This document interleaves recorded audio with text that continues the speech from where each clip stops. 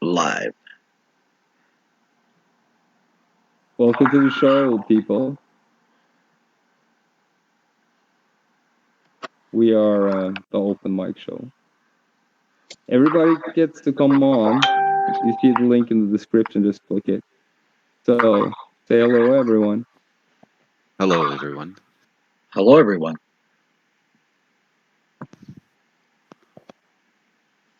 What's everyone wearing? Yeah, that's a good question. I'm wearing my army boots and war fatigue, I guess. That's it? Well, I can grab a big stick if that helps. No, not right now. But Perhaps later. this is a call to war. Everybody, we must stand up against the beast now before it takes complete control. You know, there's only little time left. Anybody with a brain can see that. When they got everything automated and their fucking robot police in place, you'll have no fucking chance anymore. Sure you will. EMPs are going to become really popular. China I've been recently actually looking up. Go ahead. China recently claimed to have developed a new EMP, a really big one. Okay. Microwaves are really, really useful. They're not just used for heating up food. Yeah, exactly. There's all sorts of weird and wonderful things you can do with electronics, electrolysis, and radio wave signals and so on and so forth. But a lot of this stuff they already know and have protected themselves again. You know. This was in Forbes magazine, June 2020. China has first-rate capability to melt U.S. power grid with electromagnetic pulse weapon. This isn't something new. It's been out for a while.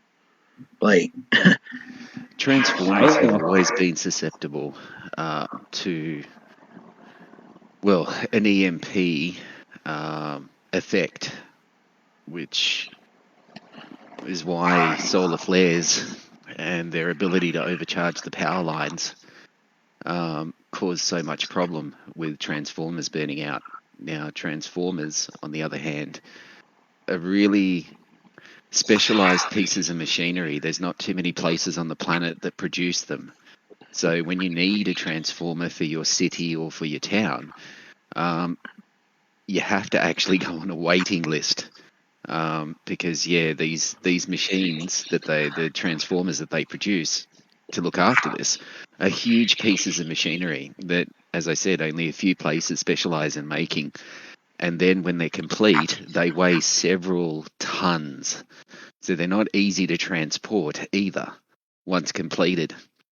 So the whole logistical thing of actually moving transformers, fitting them in, building them and organizing them, ordering them, getting your hands on them and so on and so forth is an ordeal to begin with. So yeah, it's to be able to sort of overload a transformer by overloading the power lines that are connected to it, you definitely do run the risk of burning out the transformer and melting the power grid, if you will.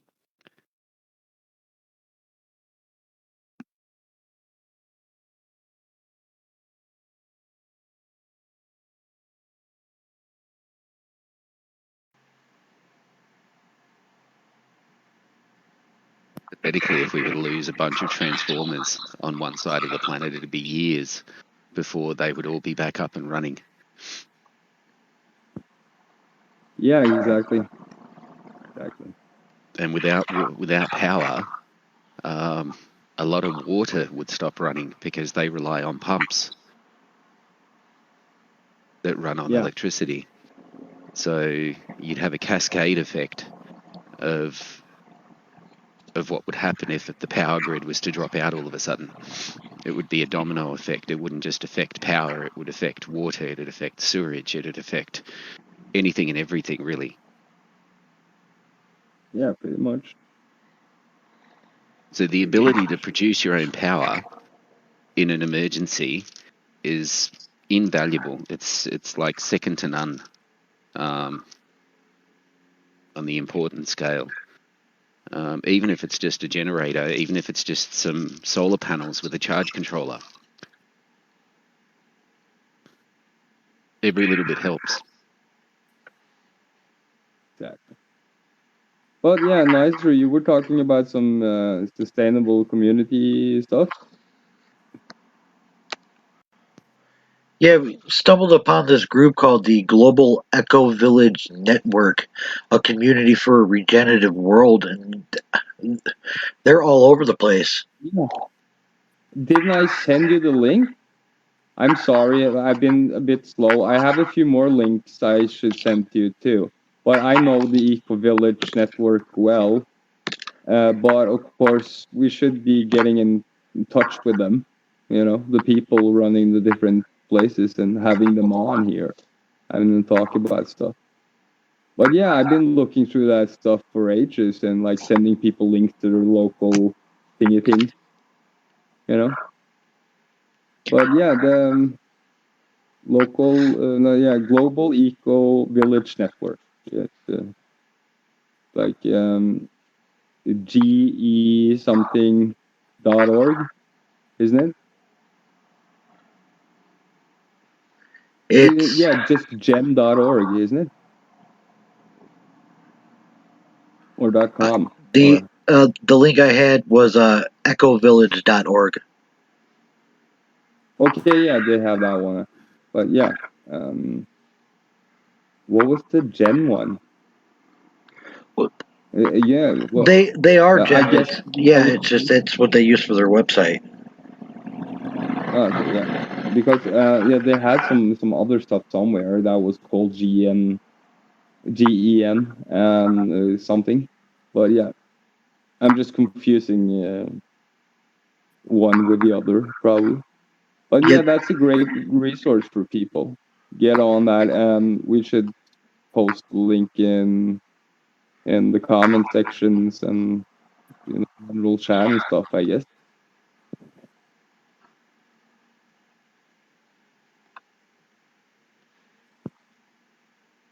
And yeah, that's exactly the type of stuff we want to see happening everywhere. People taking charge of their own communities and making villages and stuff.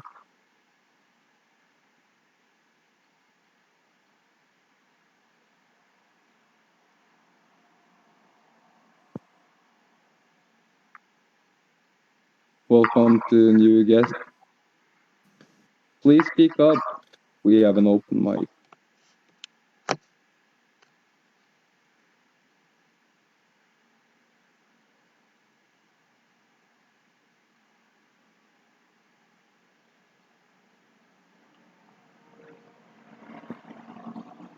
Crickets?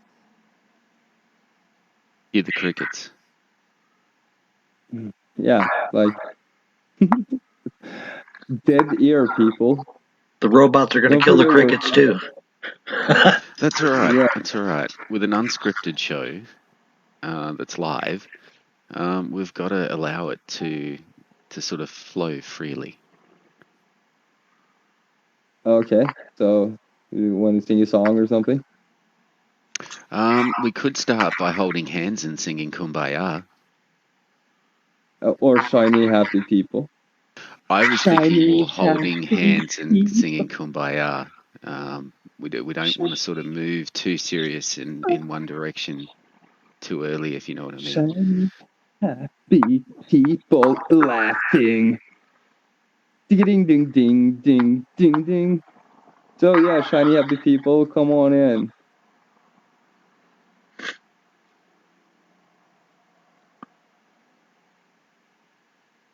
Nobody's gonna say anything. That's like I'm a bit tired. I've been working all day to save the world. Takes a bit out of me. It's midnight here, so Maybe they're shy today. yeah, they were very shy. Pack girl, Grok, Anon, Flaggy Flag, and Ninja O. And even Masky Mask. Why are you quiet, Mask? Everybody's quiet. Okay. Well, I guess we should like count to 100,000 then. Isn't that how you get views? Didn't you see that? Never mind. That Mr. Beast guy who gives away like 100,000 at least each of his podcasts. He started out with a video counting to 100,000, and it went viral. A 24-hour video of him counting. That should tell you something.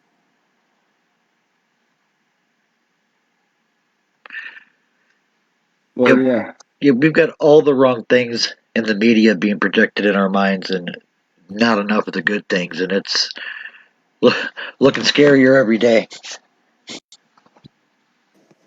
So let's do something. I see new people. Tara. Yes. Welcome to the show. You got something to talk about? Yeah. No. Yeah, about Any subject, feel free. It is an open discussion. The I whole don't point speak about it English very well. And I'm watching a movie too. What are you watching? Oh, Black Mirror. Black Mirror. Interesting. Yeah. That's funny. Somebody was watching Black Swan earlier. It's like a team. Black stuff. That's a good movie. I'm a big Natalie Portman fan. And Mila Kunis. It's a movie about a ballerina named Nina. I guess you like really have to be into ballerinas. I don't know. Well, she's cute enough, but yeah.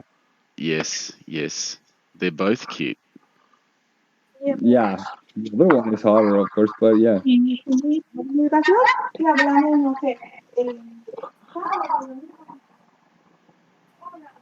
Okay. Is that the commentary or background noise, Mr. Grok? Going to be a combination of both. Sorry, I was open the door. No, okay. No problem. What's going on?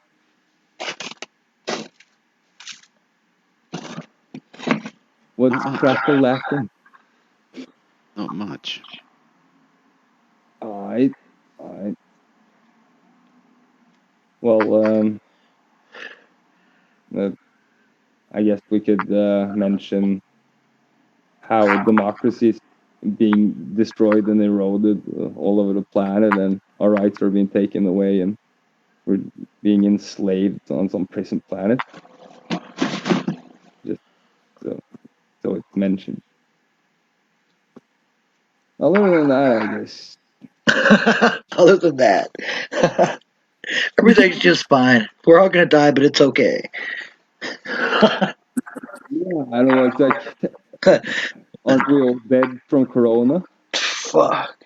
Didn't COVID kill us already? I thought this was like afterlife or whatever. It just continues because it's just a big joke anyway. Isn't that the Divine Comedy?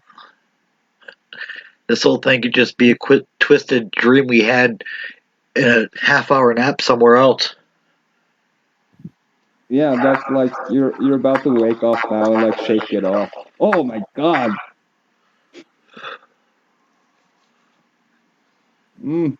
Still waiting. Everything is speaking to you. Wake up. This can't be right. You need to shake some life into people.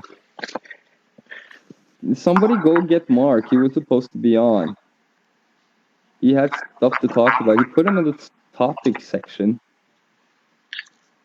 And of course, it was COVID, but it was not something specific. But yeah, but I guess they kind of gave up on the COVID thing now, since a lot of countries are just ending restrictions and stuff. But then again, a lot of other places are actually tightening restrictions. So Tactical diversion or calm before the storm? yeah, something like that. Well, from the data that's coming through from Europe and the data that's coming through actually from a couple of places in Europe, the vaccines appear to be lowering the immune system of the hosts. And at the same time, while this is happening and they're getting, the full dose of the double jab and then going for the boosters, this is making them more susceptible to a lot of these other things, not just COVID, but any of the other underlying illnesses that they've previously were suffering and managing, they're finding now struggle to manage after taking the shot.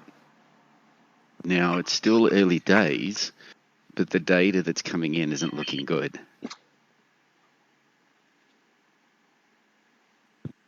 Yeah, we're basically just lab rats for the elite at this point. Now, what worries me is that as more and more of these people with lower immune systems get sick, they're going to start blaming it on the unvaccinated to try and get them vaccinated, so as to have no proof of anyone that's not vaccinated. Because you can pretty much compare their immune system pathology readout to somebody that's been vaxxed, and the differences should speak for itself. And when I refuse? You know, don't count on facts and evidence to be of any use. There are in this certain time. people that, like me, you, and others that are in the professional fields where facts matter, not just hearsay. Not all of them have been pushed out of the positions. Some of them have actually survived the jabs without any major side effects and have just been able to continue on in their work. But not everybody has been that lucky. Some have had some pretty bad reactions with the first shot and absolutely refused to take the second based on their experience with the first. Well, according to testimony made by this Undertaker mortician guy and the video I posted about it. Yes. The NHS have actually recognized it as a vaccine injury, that being the Delta variant, I should say, as a vaccine injury. Those numbers now attributed to COVID might actually be from vaccine injury. Yes, because they're or pretty natural much causes, injecting the or same. several other things, because they have been exaggerating the numbers. Yeah. And they've been exaggerating the they- numbers so they can push the fear narrative. That's what this is about. You know, the more scared you are, the sicker you will become. That's The sicker you will proven make fact. yourself. Yeah. Because you don't eat That is- properly, you don't sleep properly, you don't take that's care not of only yourself that. properly. There's a very well documented effect called the nocebo effect that comes from Yes. being too stressed out, releasing too many cortisol, you know. And then that effect units that you were just describing can be even more powerful and more intense while the person is not taking care of themselves. Yeah, of course, like It but exacerbates. even if they are taking care of themselves, that's kind of the whole point. That's like the point I'm trying to make here with the nocebo effect. If you are that scared, you might be actually, causing psychoactive symptoms. yeah, you just coding your subconscious system with you know negative effects and everything. Like your system has a certain limit to how much you can push on it before it starts pushing back. Well, the brain And technically under trauma is supposed to go through minor brain bleeds, which cause you to pass out in trauma. It's like the brain's way of protecting itself.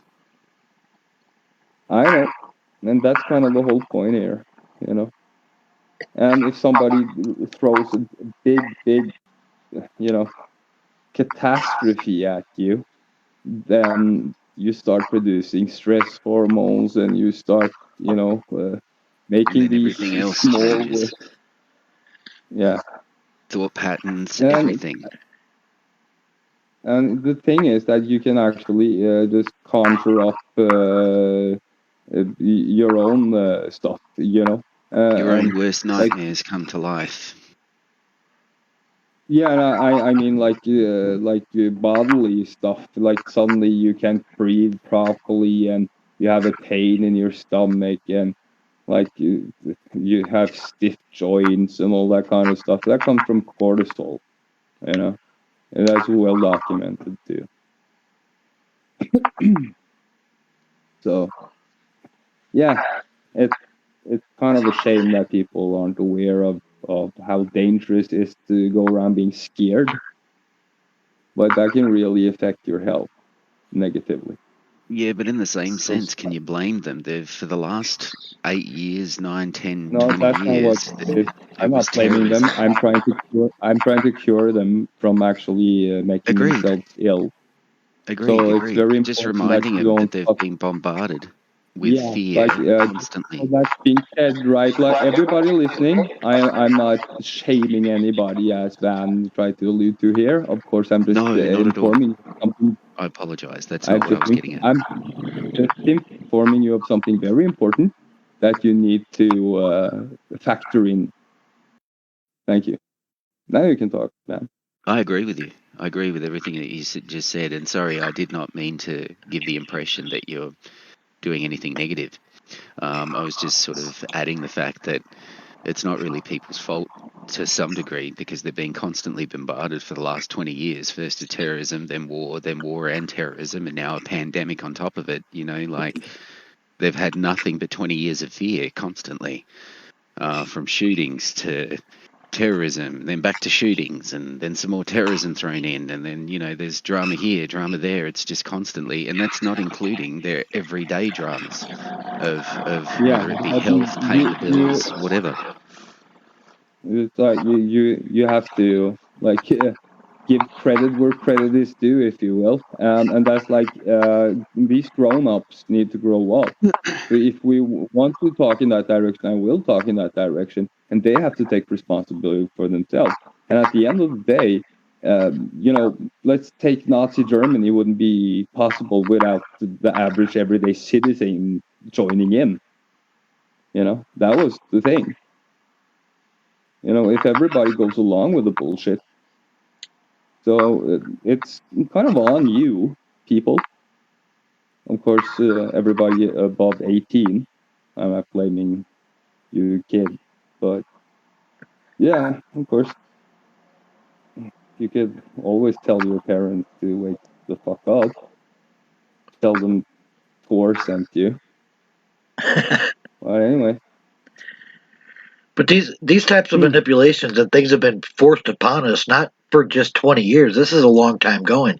I mean, in the United States, they started adding fluoride to the water in 1945. Let that sink in. In 1945, fluoride was added to the water I'm to aware of that, don't prevent get me wrong. tooth decay. It In just, Europe, it started in 1964. They picked up this scheme in 1964. And what fluoride does to the brain is it starts to shrink parts of your pituitary gland. You can look this up on any research. There's been a lot, and to this very day, they still do it. And it's actively shrinking parts of our brain that are responsible for cognitive and rational thought, the ability to to look beyond their bullshit. This is not a new thing. They have been wreaking havoc on us for more generations than most of us have been alive. It just feels like that they've ramped up recently. That's all. Oh, I'm absolutely. not denying. I'm not denying that fact that you just mentioned. I'm fully aware of it. Don't get me wrong. But yeah, for some, just it feels like it's been ramped up to the next level of late. Yeah, but we're talking one in like hundreds of toxins in the environment that we put there and we shouldn't have put there, and that had detrimental effects on humans. We have a lot of shit to sort out, you know, To say the least. glyphosate being one, and just like a ton of crap. It's not our Or fault. like megaton. It's not our fault. Go It's ahead. like this, but it is our responsibility to do what we can to make positive changes in the things we identify that can be improved. Yeah. You know, as long as they're making money off of just like halfway killing us anyway, and I don't really see they have any incentive. And as long as we have this pyramid structure there, and it's going to continue, so you know, here comes the final question: are you going to let these people ruin everything? We have to take that pyramid out of power. There's nothing else to do if we want to survive. You know, they've been holding us hostage too long. Again, this is a call to action, everyone. I hope you're ready.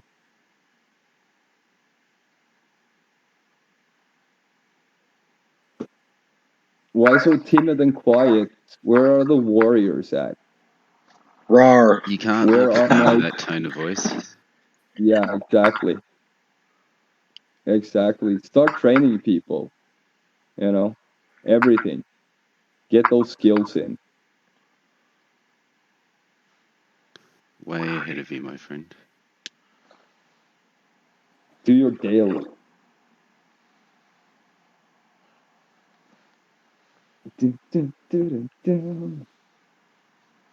So yeah, I guess we're back to singing a song again. We didn't start the fire. It was always burning as the world was turning. Or something like that. But yeah. I guess there's been a lot of, you know, revolutionary music too that people just, you know, hummed along to without really knowing that they were listening. Hummed along to. It's so fucking sad. Because most people will just. That's how it got there. We just look down and keep going, but there's gonna be nowhere to keep going to very soon. A lot of us have been locked down in our homes or small communities for well over a year. Myself, a year and a half now, and I don't see anything improving. Matter of fact, every research I get says that a lot of it's bullshit and it's getting worse. I mean, war in the South China Sea, planes going over Taiwan, Facebook going down. Like, I mean, who knows? And do we want to just sit and wait until these powers that be blow up 90% of us, or make robots to replace us and don't need anybody in the work field so they don't need us anymore? Yeah, that's pretty much, you know, the question at the end of the day. Yeah? You know, I guess we're seeing like who has the ability to survive, like or not. But yeah, this is like the final showdown right here. Yeah, I'll be fine. You know, If I'm not too close to a fallout, I'll be just fine. yeah, exactly. Come to me for help then. But The thing is that you know, hordes of people will come if that machine just falls. You know, we have to very intelligently deconstruct it and reconstruct it for our own purposes. But then we have to take those crazy people out of power. And, that's easier said than done.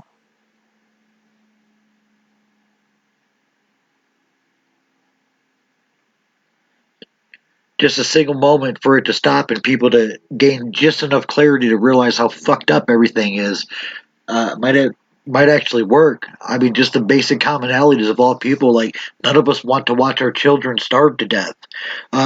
Do we really need to see that with our own children to understand that that does happen somewhere, and that's part of the problem?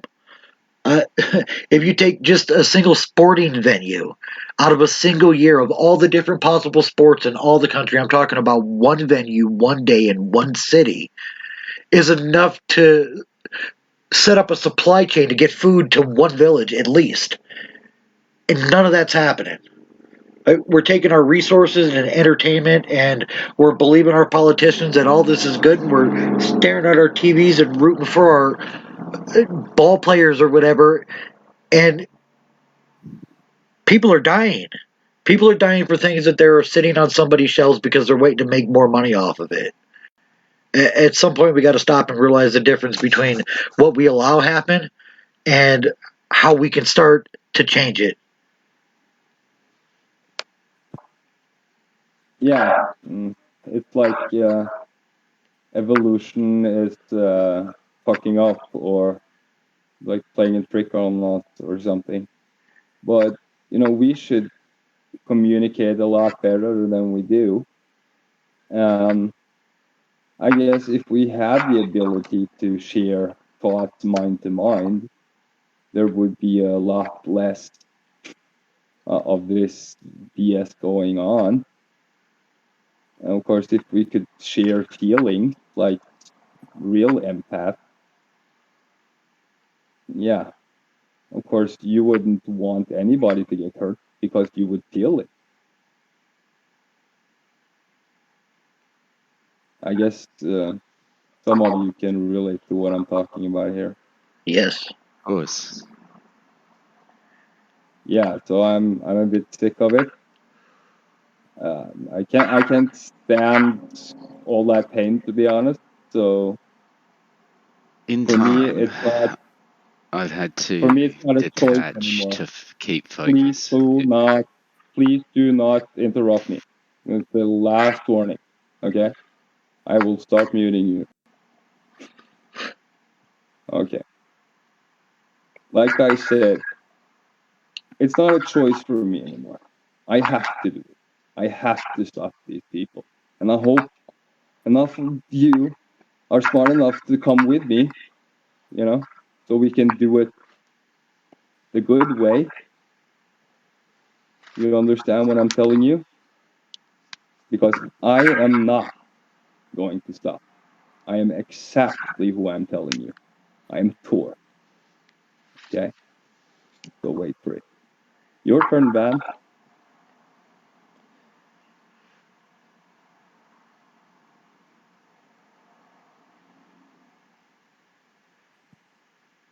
Okay, you don't have anything to say now?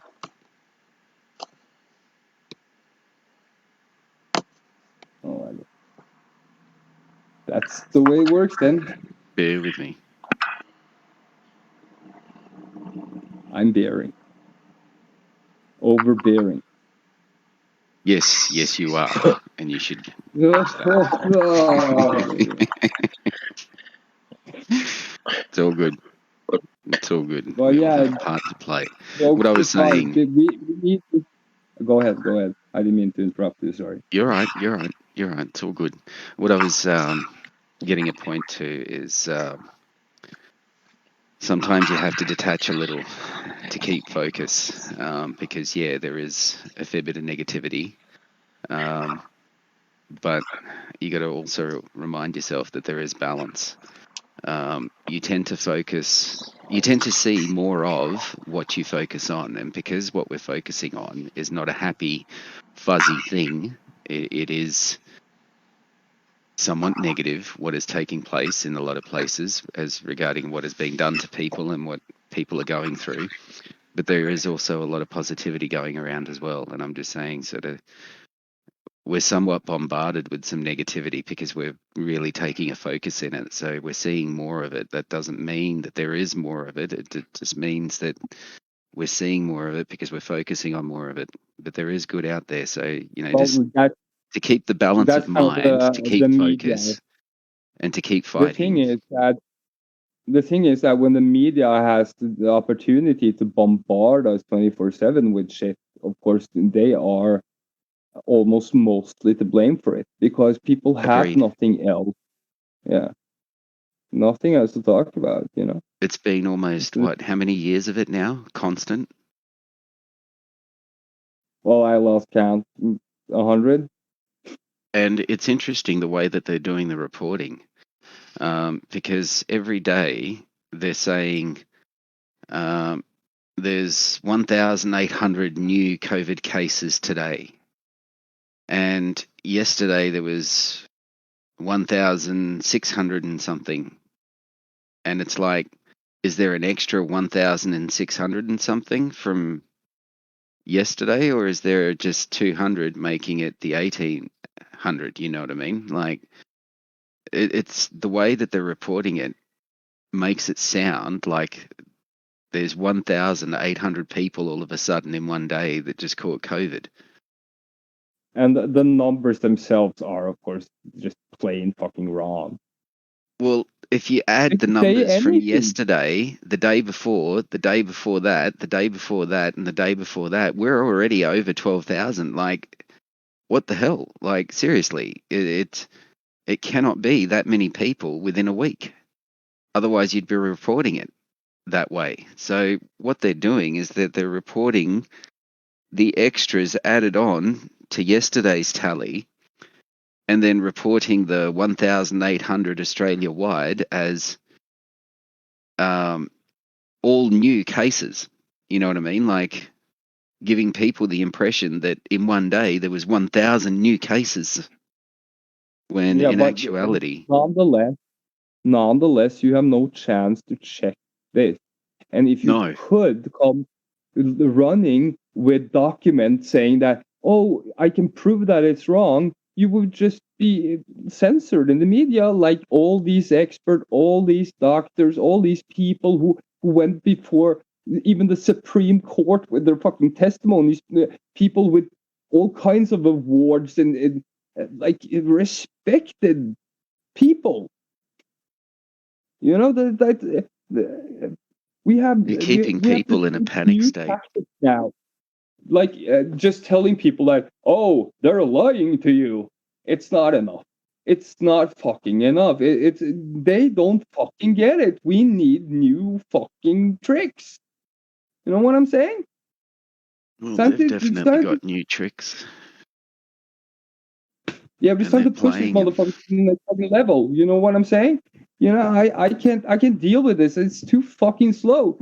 We need money on the table. We need people working. We need this thing running. Okay? You know what I'm talking about. We have to explain it to them. They have gone into a psychosis.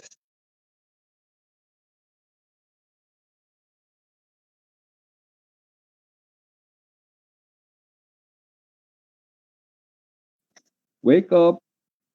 I'm here.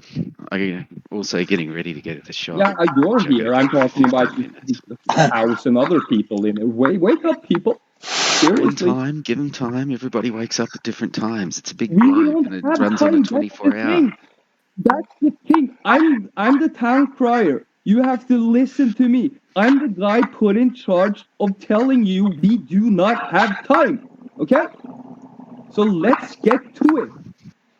Trust me. I'm glad you're not in control of the time dial, because you'd be fucking all over the place with it. I shit you not. I got a bucket here to put the water out, but I ain't got nobody to hand it to. Like, I'm with you on the bucket brigade concept, conceptually. We're all with you. It's just everything has a time and a place. Yeah, and that time and place is now, motherfucker. What better place than here? What better time than now? Agreed.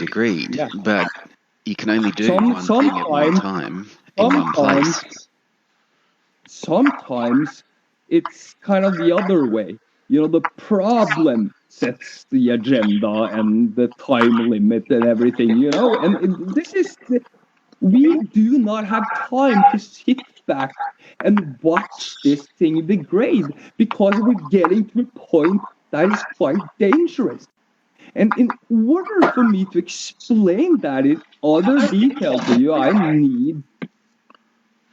need your full understanding of a lot of fundamental things first. You know, like how the actual system called, you know, banking works, how currency moves on this planet, how our value systems are, well, bogged down because of it, politicians corrupted because of it, how our political system has been co-opted by it, and, you know, so much more. So much more. But, like, let's just say it this way. Get money off the table, and we get our shit together, and we get organized, and we get a reach out there. Because right now, we're probably reaching 50 people if we're lucky. You know, that kind of stuff. So, that's another reason for people not to be fucking shy either. More people will hear you on the street, so to speak. But yeah.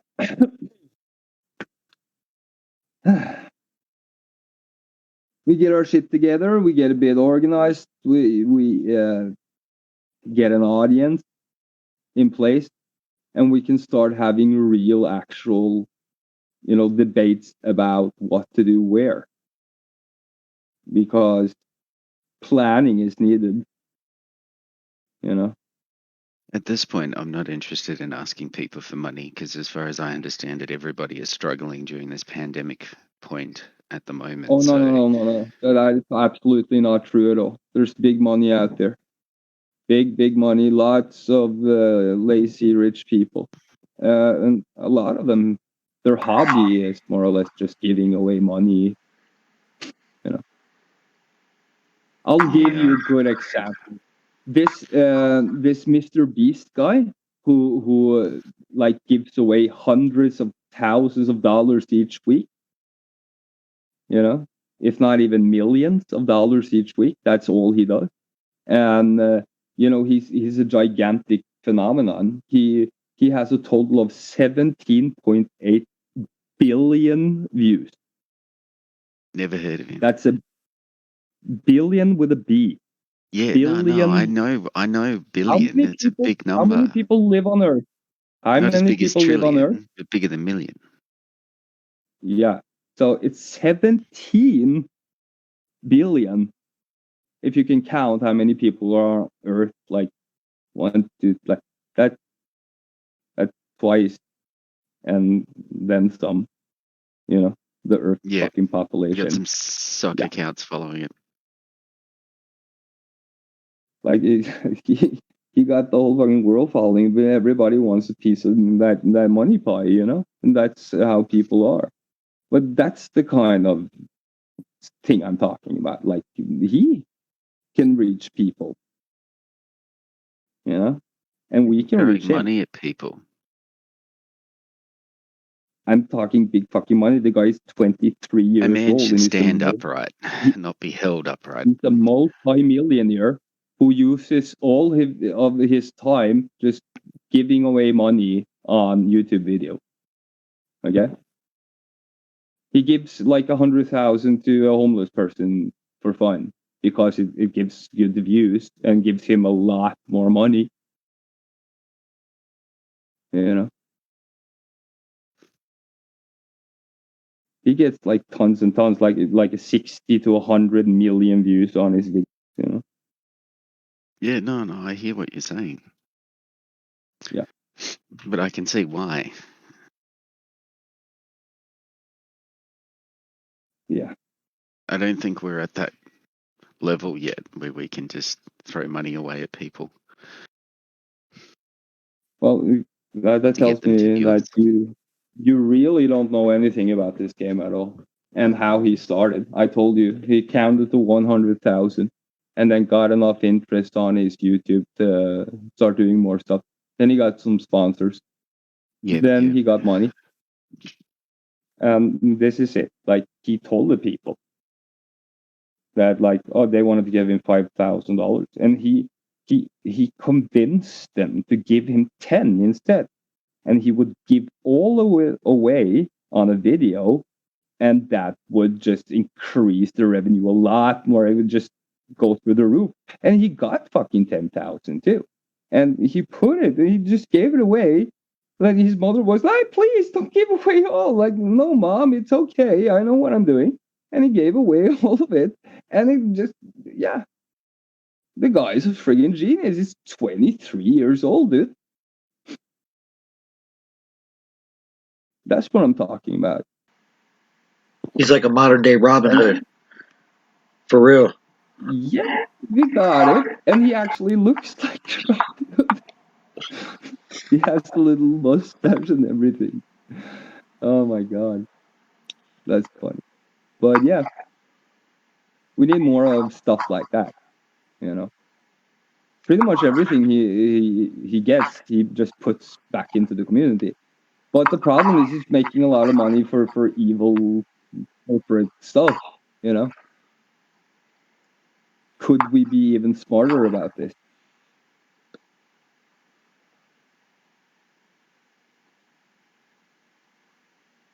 Just throwing it out there. I hear.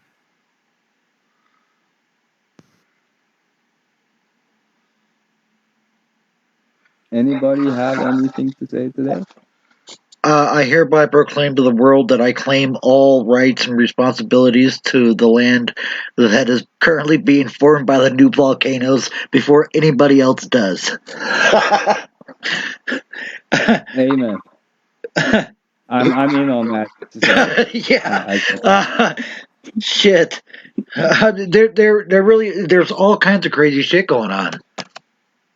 Like, I know. Nostradamus pretty much outlined it a very, very long time ago, and there was even a splurge of awareness about it in early '90s, where I forget who it was, but they came out with this film that showed a collective series of his quatrains that have to do with what's going to come next. And man, I remember seeing that when I was a kid, and a lot of it's been deleted now, and I can't find the exact videos I used to watch in my teens. But this shit is happening, like all the way from 9/11 to the school shootings, to the earthquakes, to the volcanoes, to the big fires, to the new armies rising up and claiming lands. I mean, this shit is freaky synchronistic. And the backside of that is that we're all watching these people build a cage around us, or rather staring in our devices and not watching them build the cage around us. It is squeezing in. We are here. This is now. If you don't stand up and do something for yourself and your own freedoms and your own rights and that of others, hopefully that's how it expounds to understand that we all need these freedoms. But we're fucked. We're done. We're not even going to have a venue where we could potentially like speak to people all across the world. Yeah, they have computers that can predict the future. You know, algorithms that have analyzed every section and part of our known universe to the degree that they can predict the next step, and pretty accurately too. You know, it's like scary at times. But yeah, that's the stuff you'll have to read in fine print in some obscure, science journal, and you never heard about it on any in the news channel. So yeah, I guess that was news for a lot of people. But that's the thing, is it's not. None of this is new for pretty much any of us. It's within the fabric of our everyday lives. I mean, even the very air we breathe has changed, and we all acknowledge it at some level and just look the other way because that's not what keeps the roof over my head this month, or that new pair of shoes I need next week. We have to start thinking longer terms and really, really pulling together as a species, uh, or we're going to be caged up by like 10 people. Yeah. So the same way as these people call an emergency and a pandemic and stuff like that, we could theoretically do the same thing and say that they are in the psychosis and we need to do something about it because they have their hands on the button, more or less the guns and everything dangerous right now. That's fucking genius. So you could write all those hashtags like that. Pretty much. I'm fucking for real. Yeah, I mean, I see a psychosis here. People like, let's say, an intelligent animal has certain traits. A very intelligent animal, like a human, has very specific traits that differ from lower animals. One of which would be, not shitting where you eat type stuff, and of course not destroying your food or your habitat, your water source or anything of the sort.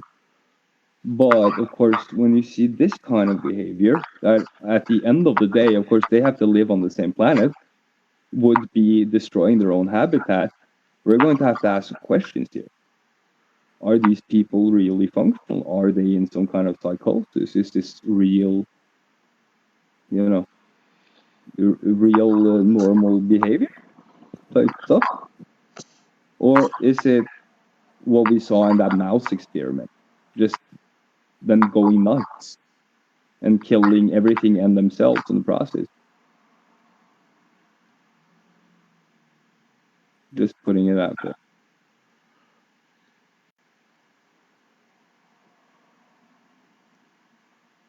Yeah, I hear you. A global mental health pandemic is definitely what's happening. All minds matter, right? Yeah, and I think we should try to put some focus on that part. I like it. And of course, when you have the same sort of psychosis encoded, programmed into systems like the money system. Oh, if it destroys the whole world, doesn't matter as long as it's paying off. That's just psychosis. You can't call it anything else. The capital machine will destroy the whole planet to make a buck. Because it's a machine. But if you get sucked into that machine type thinking, you are no longer a functional human with an active mammalian complex. Oh yeah, you hear me. I know how to see and diagnose, and I know what I'm looking for. So if it, walks, talks, and acts like a psychosis, it's most likely a psychosis.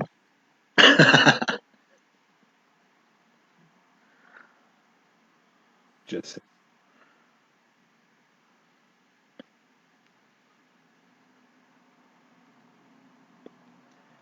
mass hysteria. Most definitely. It's most definitely a psychosis from what I can see. From the outside looking in and from the inside looking out. There's no doubt in my mind. Now it's just a matter of waiting for that, because usually when it's a person having psychosis, it takes a breakdown for them to snap out of it. And with a mass population, that's a little bit more difficult because they egg each other on, they encourage each other. Psychosis is a little bit harder to snap them out of it, but it does happen. It is possible.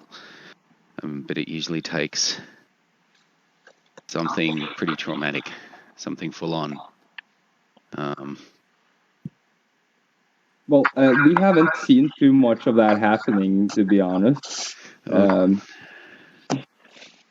During the Like, Second World War, when the concentration camps were finally liberated, the townfolk that were living nearby, that were to some degrees completely unaware of what was taking place there, were forced to actually walk through and see the bodies and to see the damage, so as to remind them of what was actually going on.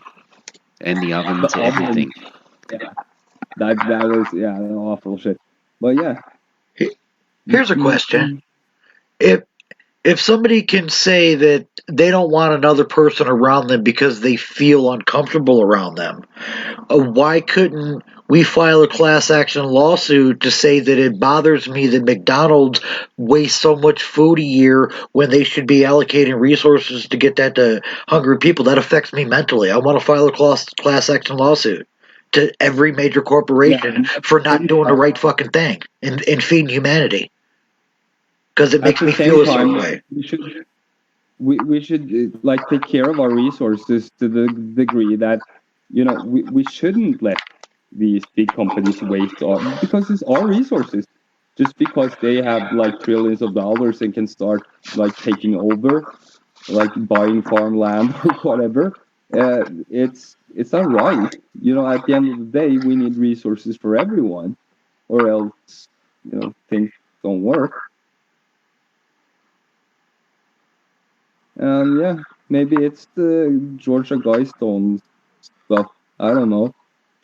Keep the population under 110,000 or something, but I don't know what their plan is. But I still say there is no plan. It's just psychosis, Oh, there's both.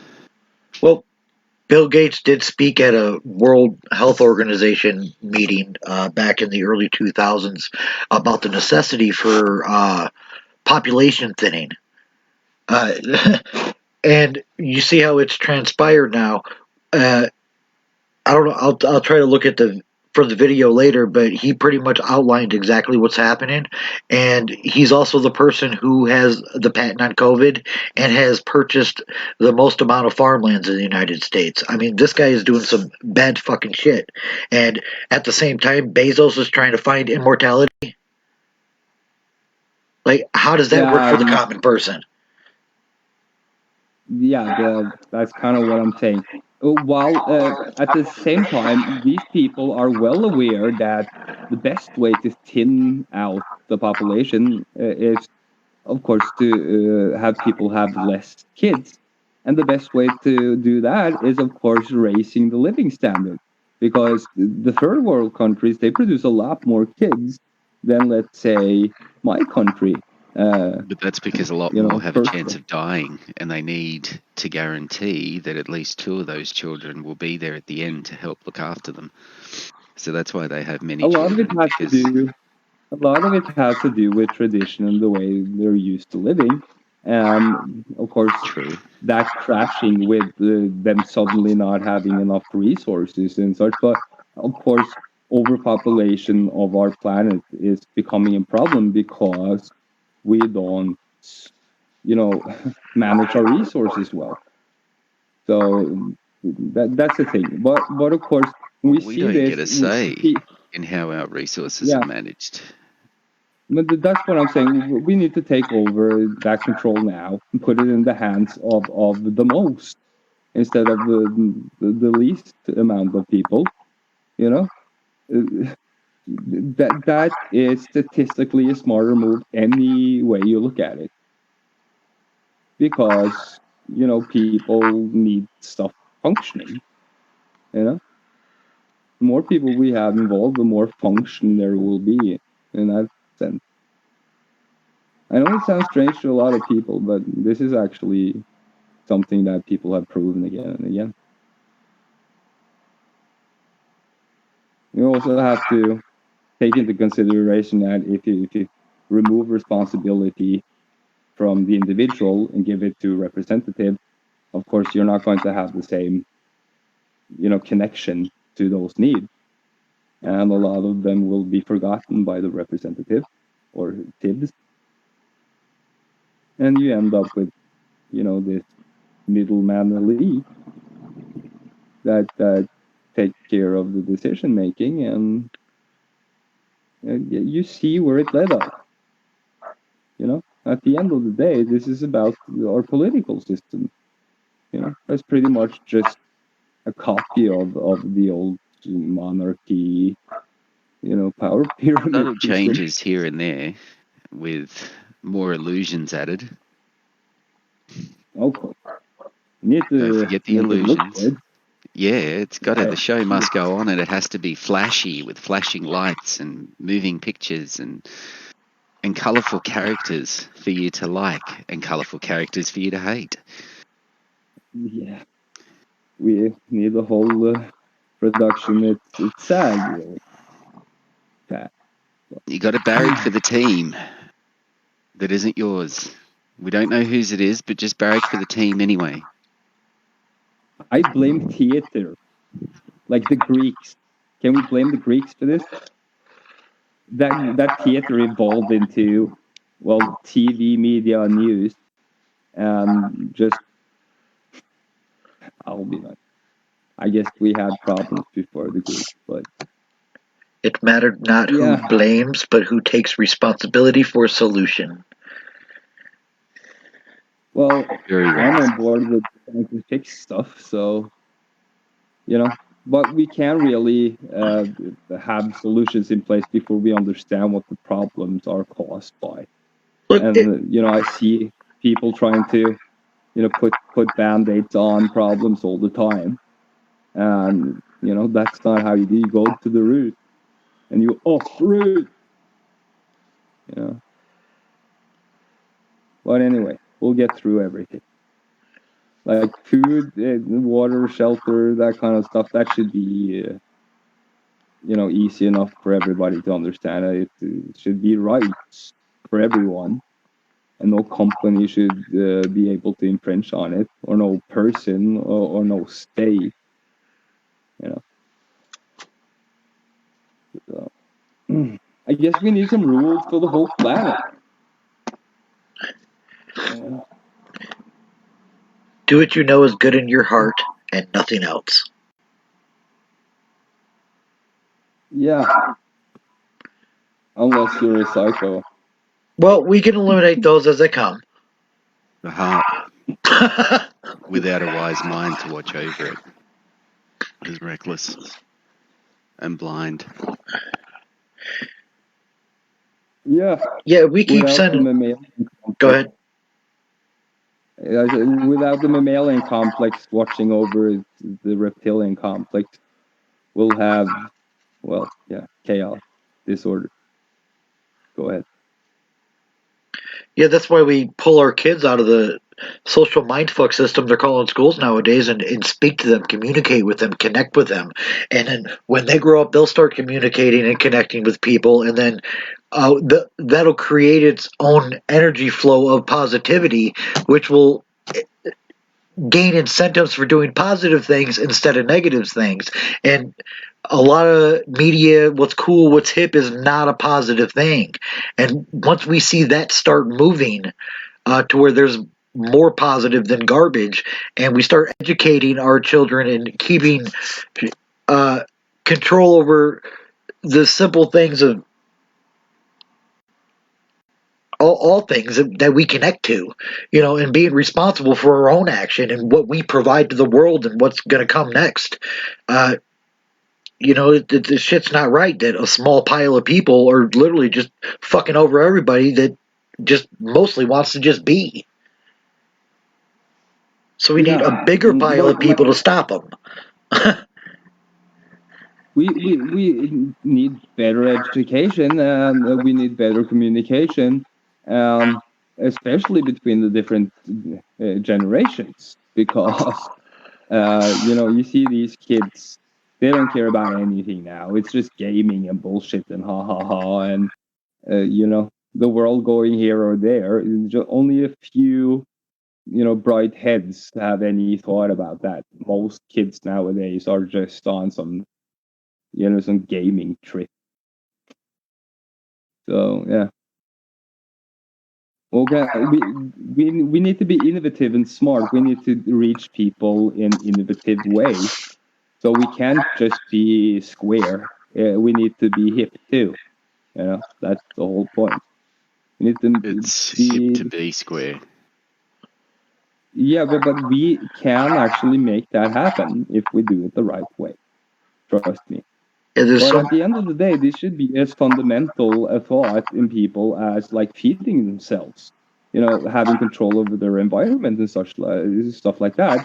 So, when we get through to them, we will hopefully, ignite that IQ inside there to realize that I don't have control over my surrounding, not in any way. And right now, there's a dangerous machine that's running it.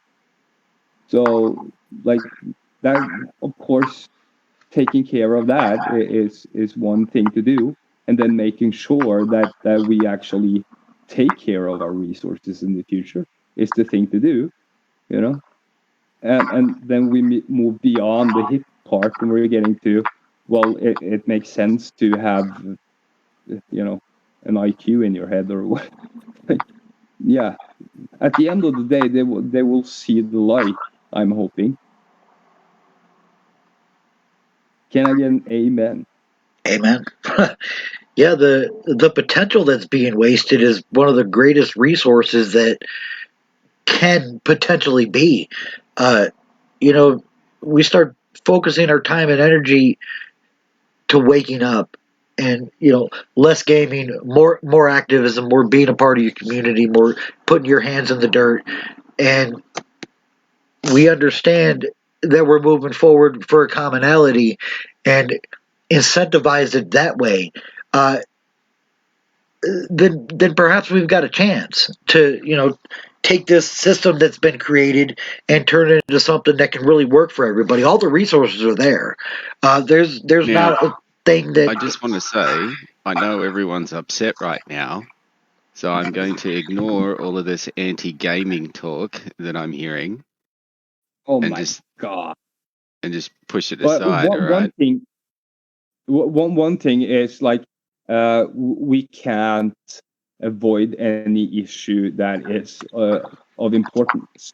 And I know a lot of you gaming people just close your ears when I start talking about this, but You it's not assume a healthy. lot. No. I have research to back me up on everything I'm saying. So please just listen. It's not healthy, not at all. You're playing with your subconscious mind, and you're also distracting yourself to such a degree that you're degenerating. I'm not even kidding. I can show you the research.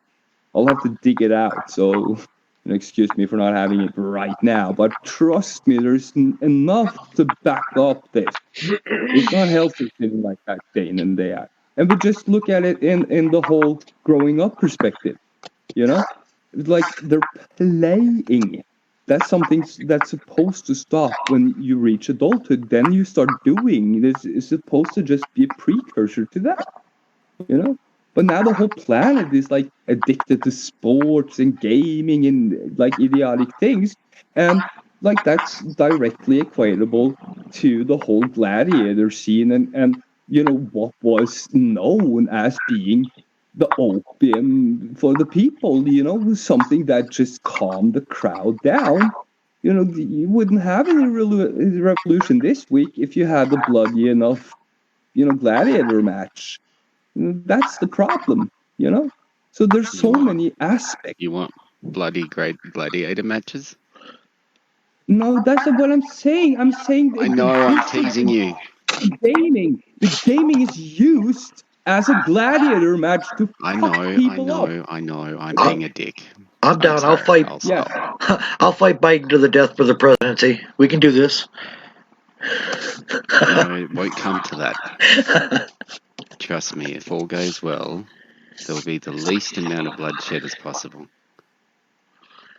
Yeah, that's what I'm saying. I'm thinking that as as a big majority, we can pretty much just walk in on them in any context and then arrest who we need to arrest and They tried do that, it the and normal. they were accused of causing an insurrection. No, Now, that in was any that other was a place, handful. in any Come other on, place, it would have been called a please don't- protest. But no, they had to but twist that one around please don't to cut an me off in the middle of what insurrection. I'm saying. Please don't cut me off in the middle of what I'm saying, because what you do is just you make me forget what I'm actually saying. Sorry. But this was not an insurrection. It was not what I'm talking about. A majority doing anything. Handful of like rednecks and Do you know where that term right? comes from? Yeah, I know, but never mind the Irish now. Okay, we It's have better things to talk. not just the Irish. I mean, it was people, the workers, fighting for their rights against the companies who'd hired armed militias against them. So the workers united and formed armed militias of themselves, and they signified themselves by wearing red handkerchiefs around their necks. Yeah. And they were called the rednecks, and they used to hide in the hills from the company militias, the corporate industrialists that would hire the militias to hunt them down. I know. Thank God that's ancient history, and we don't really have to relate to it anymore. God damn bullshit. But anyway, I think that flew over many people's heads. My point is that was not the majority I'm talking. I've been talking the real majority, not a handful of crazy people.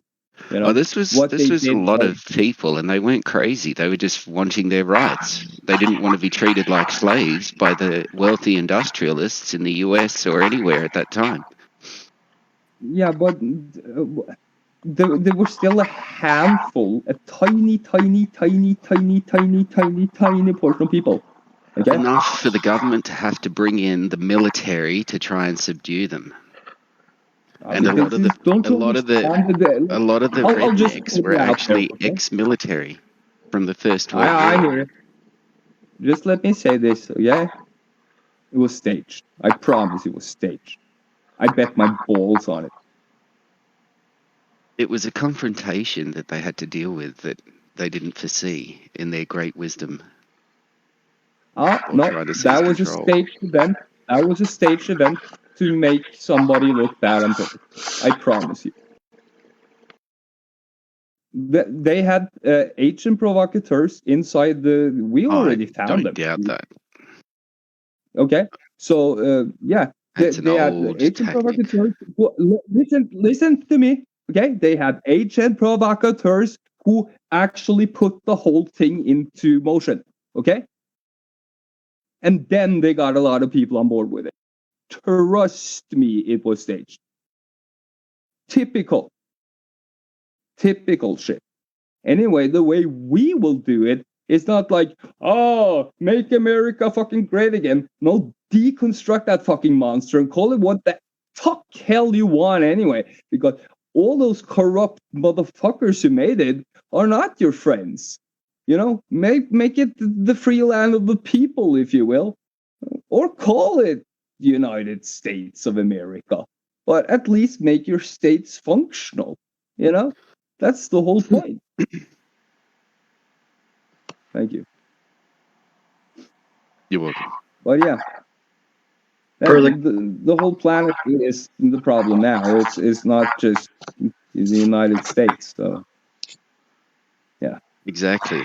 And see, I don't see when you're talking about the United States as a problem, it's not the people. It's the people in charge of the United States that are using it as their own personal business. People. It's the people who have put the people in charge who are running everything to shape.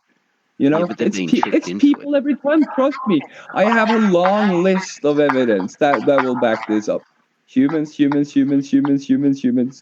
every time, I promise. They're easily tricked. So Van, let me ask you this. It's humans. I promise. They fuck it up every fucking time. Okay. Man does corrupt pretty much anything he touches. That is, I can't argue with that. Just look at religion. Oh, finally got my point through. You were saying, Nicer? Yeah, I wanted to ask Ben is a question on this. If you have 200 people standing in the middle of the street watching 3 people beat 1 person to death, who caused the death? Everybody. So it is the people. We as a people, whenever any form of government becomes destructive to these ends, it In is the varying right and degrees, though. responsibility of the people to alter or abolish it and institute a new government by any means necessary. We are already beyond that time. Blood has already been shed. All these fake numbers that they're saying about people dying, well, that's bloodshed. How do we not see this? How do we not see starving children everywhere in the world? How don't we see shipping containers full of sex slaves? Blood is being shed now. Every minute that we wait to take action, more people die from the atrocities controlled by these people who control the actions of all these things that could just stop it. It's beyond time. People are being murdered. Blood is being shed every moment. Because we don't physically see it right in our front yard doesn't mean it isn't happening. It's happening now. It's been happening for a long time. We've been conditioned to look the other way, and now we're all standing in the middle of the street with our backs turned, acting like we can't hear the thumps. This is where we're at. Some of us. In my opinion. In my calm, humble opinion.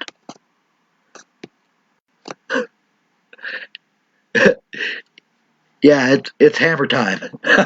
We need to build stuff. Hammer doesn't mean destroy, but we need to take the responsibility back in our own hands and do this before they use that prison to guard ratio and just have one guard tower looking over every 100,000, which is basically what Capitol buildings are with more people in them.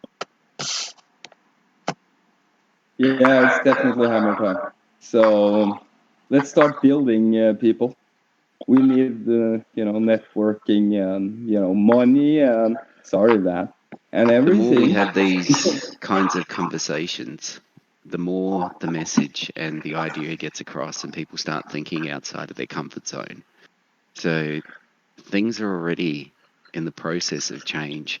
It's just you still need to remember things don't happen overnight. I mean, what can you do right now by yourself other than converse with others who are not aware of this? No. For starters, every little bit helps. I can right now, if I wanted to, I could put $15,000 into an ad or a boost for this show.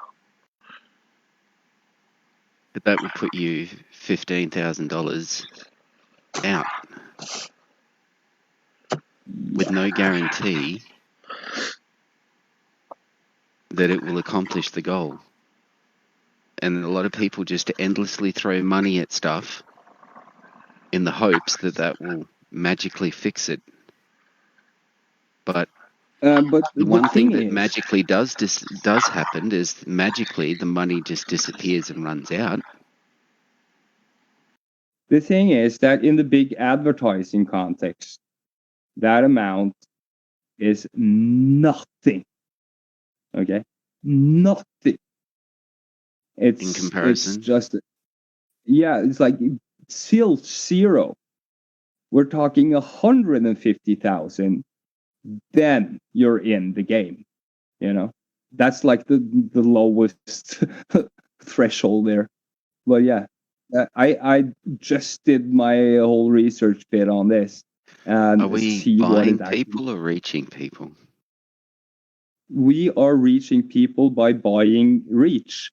You have to understand how the system works. I do. They suppress you. They suppress you. How the system wants you to work. What we're doing now is opening the tap again. The tap we had open back in the days when we used to reach millions of people. You understand? So we need to. They know who we are to such a degree that even changing our accounts up and doing everything that hasn't helped. Who we are is not important as the idea and the ideals and the discussion taking place. Who we are is irrelevant. We're everybody. We're them. We're you. We're me. We're everybody. That matters not. that matters not, my good friend, and that's NAUGHT, not in this context, because they have full control. We need control, okay? We need money on the table right now. We need to play the fucking game. And they will sell you the gun/rope, whatever, you know? No, I hear. That's what we have to take advantage of right now. If we don't, we lose the momentum. So do not ever play down this part, okay? It's now or never. It's now or never. Thank you. Who sings that? Is it?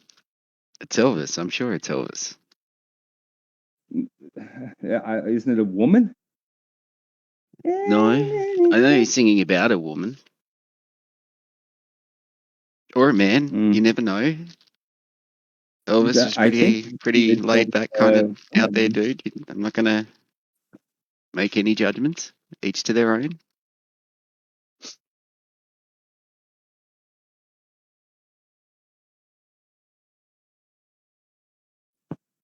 Oh my God, you're right. Press It me was on. fucking Elvis.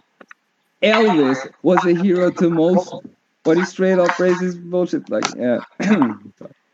Mm. The motherfucker was simple and plain. Motherfuck him and John Wayne. Fucking wow. That's Public Enemy for those who didn't catch it. But yeah. Good old Elvis. Well, at least he had an audience. Okay. Yeah. Oh, yeah. Yep. So, any good ideas on how to reach people? How to target demographics? Targeting demographic. Target acquired. How to write off a crowdfunding thing, you know, how to actually, you know, put it out there, where to start, and you know, You're gonna hate me if continue. I say all things take time. Yeah, we already started, dude. I'm just kidding. We already have accounts set up and shit. So take your moderation and stick it. You and your moderation can just go outside and play hide and go fuck yourself. Yeah, right now, but this is moderation. This is the moderation is terms, and up and down doesn't just mean you have to portion lightly. Sometimes you have to put a lot in, you know, because Look, that's I what agree the with you. situation requires. Yeah. I Right agree now with you, we are but way I know under where you're coming par. from. So yeah. Of course, everything takes organizing and planning and stuff like that, and that will kind of automatically take some time. Yeah. But it doesn't have to take a lot of time.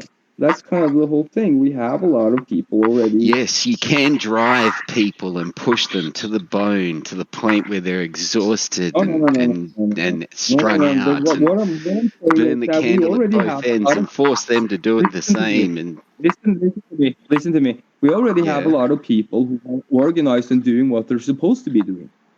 And we need to just bring them into the fold here. What is the problem is the cut off. I'm more encouraging people into doing what they like to be doing. Please. Do not stop me from telling people to be upgrade their communication. That is very important. It seems like it's almost an instinctual thing for you, but I catch you doing it a lot of time. I'll say it again. We have poor communication nets, and that needs to be built up, you know, and that's what we're doing. That's why it's such a hurry. You understand? So it's not just us sitting here and talking in the circle, because we're really just doing that. The people listening right now are, we're lucky if it's 60. It's probably below 50. I would guess. Somewhere hovering around 4 somewhere. So, yeah. Basically, we're talking to a tiny room of people. And I hope you understand that too, whoever's listening, that you really actually need to jump in. It's now or never type stuff. You see what they can do with us, with the technology. Now we need to And put feel our free foot down. to join the conversation at any point in time too. Everyone is welcome in this conversation. Young, old, that's kind of rich, poor, famous, infamous. Yeah.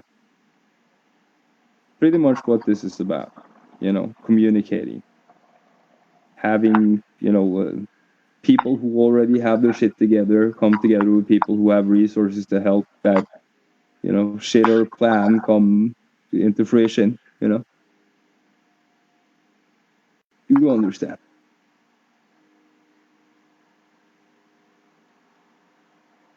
So,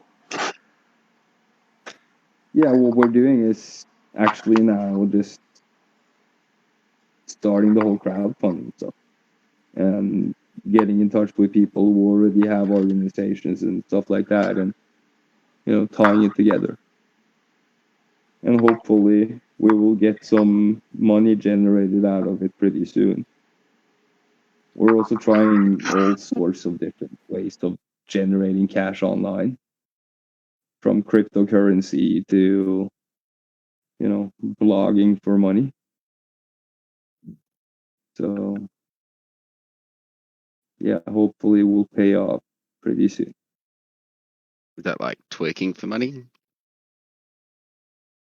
Or different? Well, No, I'm thinking of something else. Ignore me. No, that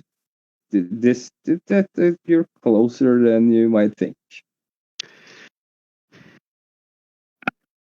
You're closer than you might think. Oh, we'll Okay, talk now I'm about it. worried. I'm not gonna. Yeah, I'm not gonna talk about this on air. I'm not starting an OnlyFans page. Oh no! We have our shit together. So I'm just saying. Just put your mind where you're ready to actually work then, because 10-4. it's time. Yeah, thanks. Anybody? Like, come on in, people. We can't be talking in a circle all night. I guess we need to find some topics, man. All right. Do you think it's wrong or right to hit a child? Well, it depends on what you mean by hit. Like, if they misbehave, do you think it's all right to spank them or smack them? And yeah, in what way? Exactly. Well, what is a smack to you? At a certain age, you'll have to be physical with them, but you shouldn't be very hard and physical. But you'll have to put them in their place, like literally here, All and right. use it there. Now let's consider, right? Would you be the same with an elderly person suffering from dementia, who, in all intents and purposes, has the same mentality of a small child? Are you going to strike and hit them and get physical with them eventually because, they're older? No, but if it's needed, then you also have to get physical with people like that, but you have to do it the right way. You have to do it the right way. And like, come over here, like, come You wanted to over. discuss something. I've just thrown something in there. Anybody else care to come in on this? That's how you handle that situation. I know many people who work in like old people surroundings and stuff like that and take care of old people. And of course, kids. I know exactly how you treat those kinds of beings. I have no trouble with that at all. I don't get frustrated if I have to like help Bob to get where he's supposed to like sit or whatever. Like, so you just come in and spear tackle him. It's like that's not how it works. You obviously have no experience with working with old people. That's what I hear. I'm being satirical. It sounds fucking awful, dude. That's like that's like how you have to handle, especially demented old people, because they have a habit of doing stuff that is actually dangerous to themselves at times. Then you have Yeah, I guess they my have to take point care was of them. back to the striking of the Just child. listen. I'm not done talking, okay? Then you handle them physically, you put them in their place, and if you have to, you even restrain them so they don't hurt themselves. And that is for their good. You understand? I understand what you're saying. Yeah, that's how it's done. And that's how we have to handle these, the demented, crazy psychopaths running the planet too. You put them in their place. You said that enough is enough. So crazy Uncle Joe and the rest of them, of course, Crazy Joe doesn't have any power though. He's just a puppet. But you get what I'm saying. I think there's a huge. Go ahead. I think there's a huge difference between a physical action with a show of force for the intent of fear and a physical action for the show of understanding and stopping a worse action. Yeah, exactly. Violence begets more violence. Who said that a physical action necessarily had to be violent? If somebody's waving around a gun and I take it from their hand and sweep their foot and put them on their ass, am I being violent? No, you're being actually, what's the word for it? It's the perfect course of action. No one got harmed. Preemptive. And the threat has been neutralized. If you take that concept and do it with your children and then teach them why that had to happen and how to not make situations like that happen, then that's how you start to instill those things where you start breeding warriors instead of sheep. Indeed. But to balance that warrior with the poet as well, I feel is important. Who says a poet can't be a warrior? Exactly. I'll bust rhymes while decapitating fools. Like, I'm really. So the poet didn't even know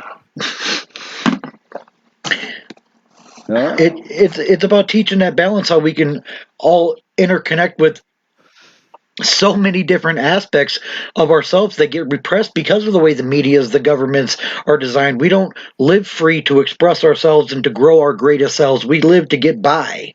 And the things that we could be die. I don't know why. Very good point. That even rhymed. but yeah, good point. And I mean, you can go back and forth and say, is it good or bad to do this or that? It's situational based. And right now, the situation is like, I feel like I'm surrounded on my little land, and if I look far enough and close enough, I'm going to see guns pointed at me. That's really how I feel. I know. That's how they want you to feel, though. That's the whole point of what I'm trying to express. The mind game over there in the US, run by the media, is a lot different, but very similar to what they're doing here. Except the Australian population is not immune to it to some degree, whereas the US population you have enough arms and crazy people. But yeah, this is kind of embedded in us, and people will come to the point where they just go full, zombie, and you'll have like raiding hordes of zombies coming for your shit type stuff. That's what happens. We've seen it again and again and again in situations like this. So we want to diffuse the situation. Yeah, Van, I've got to actually directly disagree with that myself in my own humble opinion. I don't think they want you to see that at all. I think they want you to look down at your shoes and do what you're told and shut the fuck up and keep doing it. I don't think they want you to look up or be keen enough to be able to see those guns pointing at you. It's not that I feel that. I physically do see it too. I mean, I can't even have a fire in my backyard without the local pig coming to fuck with me, talking about, well, I saw smoke, I got to check it out. No, the fuck you don't. My gut tells me that it's like when you back somebody into a corner, you force them to react, right? Which then you can use against them and say, okay, see, this is what we were talking about. You know what I mean? Like it's baited into it, and they've got a long history of baiting people. The point That's all I'm being, saying. yes, we have been successfully baited. We are being reeled. We're on the boats. We are in the cages. Our backs are against the wall. Yeah, but yeah, baiting and baiting. At the end of the day, like they roll in the tanks when things get, too There hectic. is. And that's what this is The about. troops I need to don't. remember that they're people and citizens as well. Not if the street Yeah, lights are but blocking the that doesn't intersections. get us the. When the zombie thing hits, they just snap out of it and obviously snap into it, I should say, and become monsters. They don't have that same empathy connection as a normal thinking human. Haven't you ever been real so angry that you wanted to kill somebody and like screaming at them type stuff?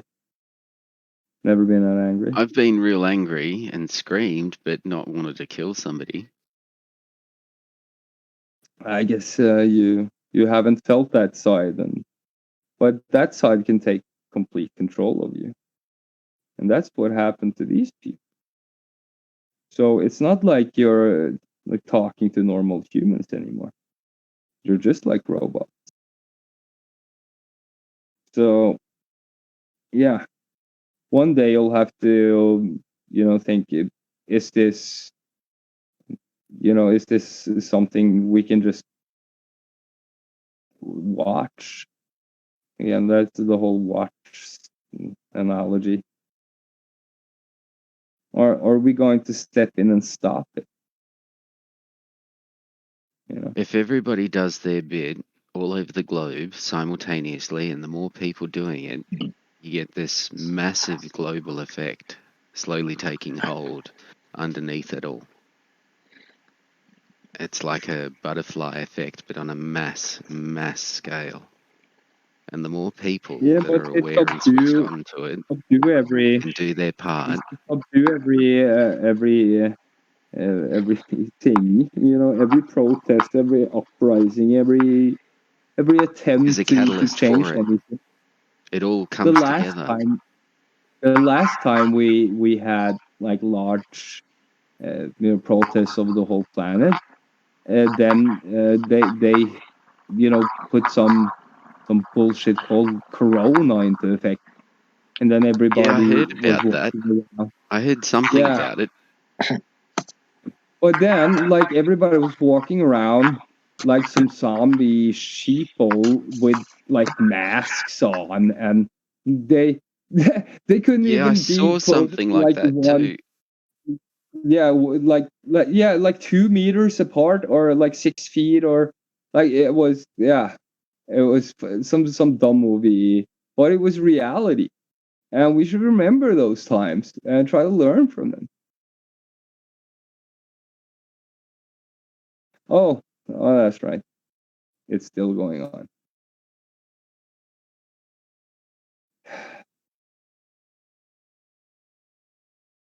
Yeah. Yeah. There's only one way to play their game. Or I would say there's only two ways to play their game. But we don't have that many guns. We don't have that need guns. big bombs. There's only two ways to play their game, like I said, but we don't have that much guns. You should be able to take the context there. And of course, that leaves us with one option: money. Yeah. More than one way to skin a cat. Unfortunately, this cat is only skinnable in one way, and that is with money. I'm sorry. I know so many people want to disagree with that, but to you, I say grow the fuck up. Okay? Just like I told that guy in the fucking chat. Okay? He said, they take amounts with cryptocurrency. Like, are you fucking kidding me? I never heard anything. If there's somebody real, it's us trying to do shit and actually raising funds. Yeah. welcome to the real world. We're going to need those to actually change something. We're not living in some like teenage fantasy world. We live in the real world. That's why we started Anonymous, and that's why we're doing this shit. Okay? So don't come here with your like cultish bullshit and uneducated blabber. Yeah? Follow us. We know the way.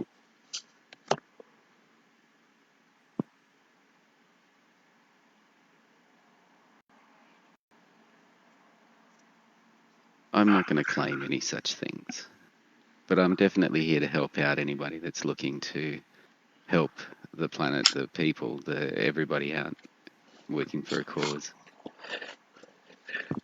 Do you know a way that would help or could help? Yeah, we need anything possible that works. My philosophy of leadership is to surround myself with good people who have ability, judgment, and knowledge, but above all, a passion for service. Sonny Perdue. Yeah. Le militaire.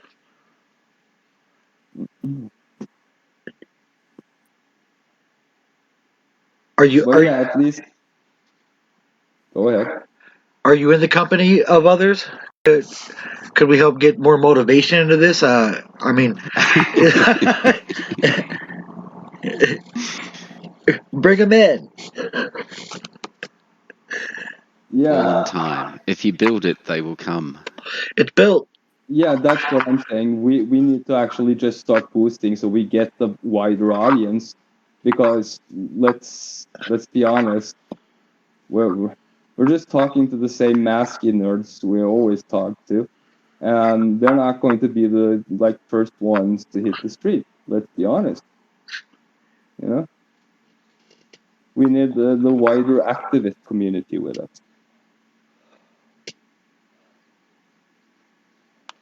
And of course, the people who are active in politics and you know, these local community things and, you know, eco village stuff, and yeah, that's where, you know, the real doers are. It's not just like a handful of individuals who don't have any real plans or anything like that. You know, we have large organizations of people doing real shit, but they're being kept down in the media, and of course kept away from social media, and so on and so forth. So, you know, that's the ticket, getting in touch with these people, and that means we have to reach them. Because we can go and like cherry pick here and there and get people in, but that's a slow process. Just busting up with some big ass show, you know, reaching 2 million people type stuff. That costs a lot of money, by the way. It's estimated $144,000 to reach 2 million people. Comment? Yeah, it's very expensive to advertise.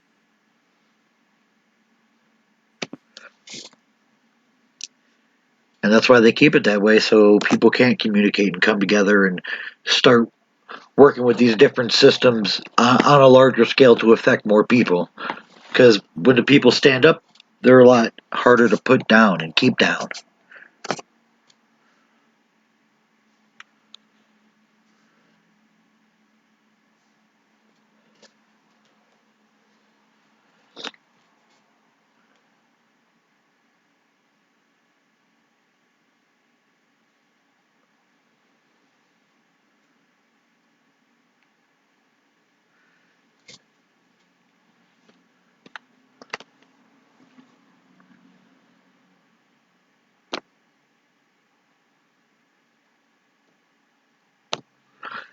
There's a new term I've come across, a participatory commons.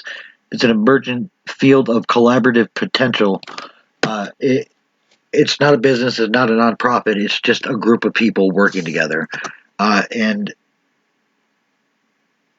it is working in some places, but things like this, that's what's needed to be implemented more large scale.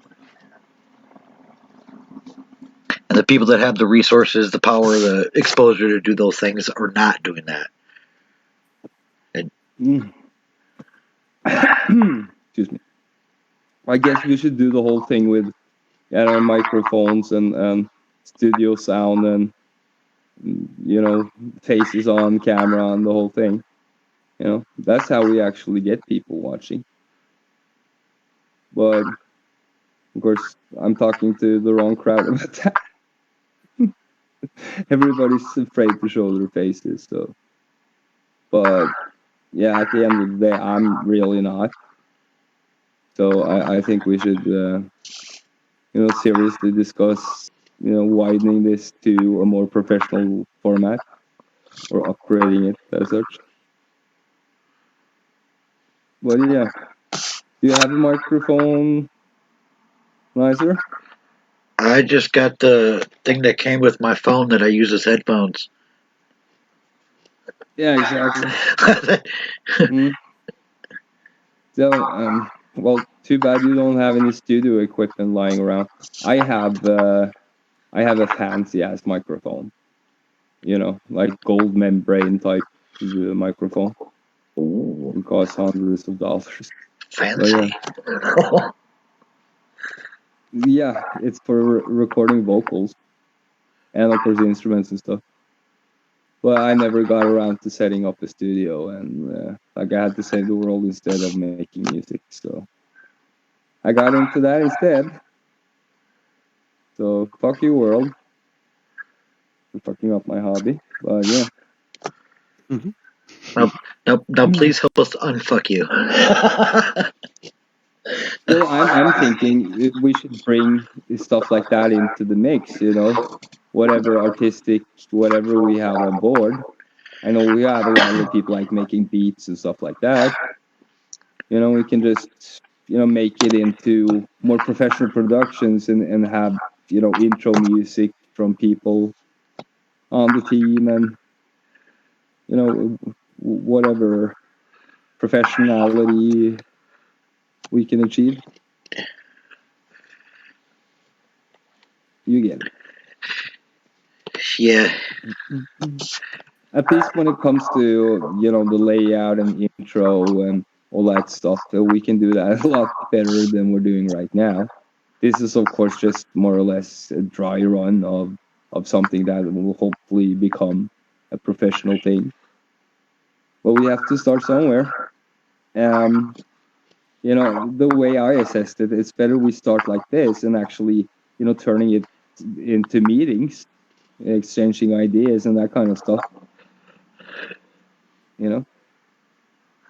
Instead of just like working on something that maybe or maybe not comes together or whatnot. At least now we see how the concept works and what we can do with it.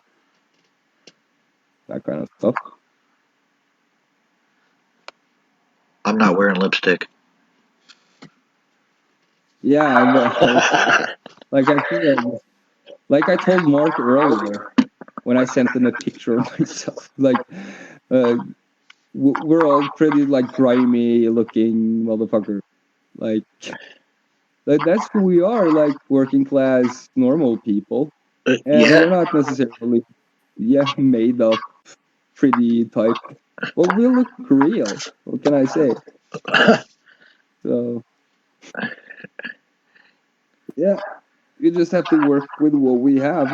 People want faces and interaction. They don't necessarily need pretty faces. They just want humans. Especially now with all the masky bullshit. And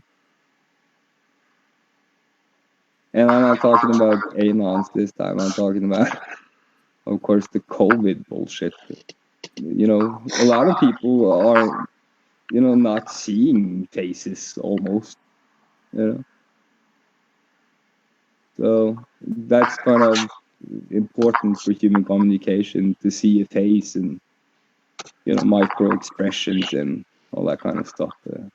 Well, that's another way to call forth for that global mental health pandemic. We do not know the long-term effects of not seeing each other's faces when we communicate. That could create a huge social dissonance to just separate everybody completely. Actually, we do have a bit of research on, like, from people who have been isolated for periods of time, and not seeing a face is very detrimental to a lot of people. Only the few can handle total isolation from other beings. So of course this has affected people mentally. We already see the results of that. Suicide rates are through the fucking roof, especially because of all the close downs, like mom and pop shops and all that kind of stuff. Only the big people are surviving. So yeah, it's not like we don't see the effects of it. But again, we can talk about it. God knows if our streams are even still up because of what we just said. They have this fucking crazy algorithm just filtering everything we say, scanning it, looking for keywords like all the words we just used. Half of our content keywords. So yeah, hello Facebook fact checkers and control and all of you. Nice to see you again.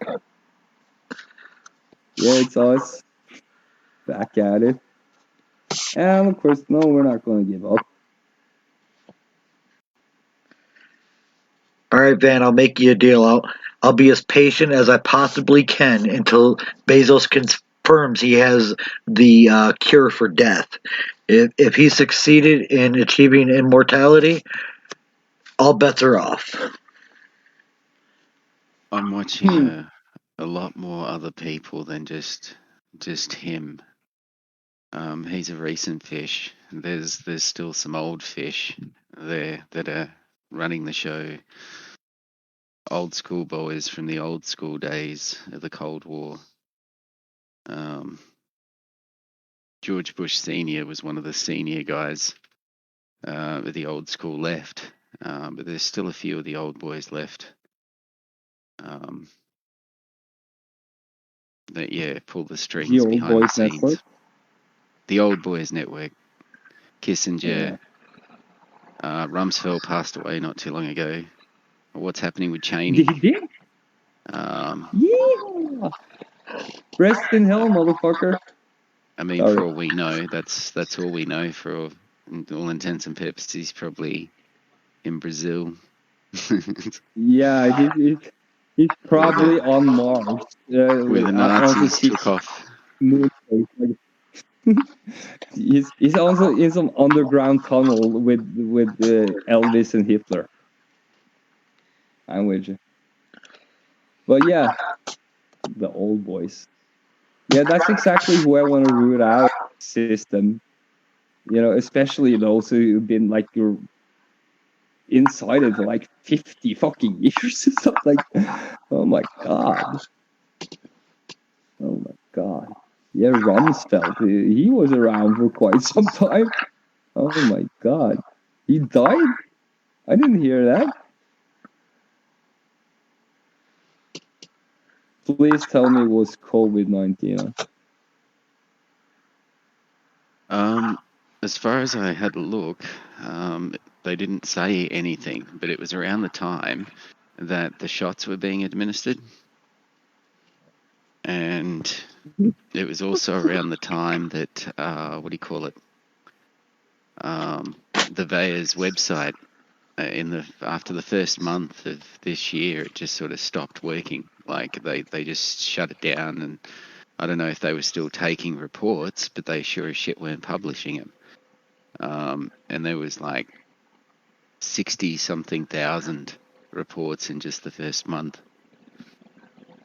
well, I shouldn't laugh at other people's death, but I find it kind of amusing that like he went that way. But that's what I'm saying.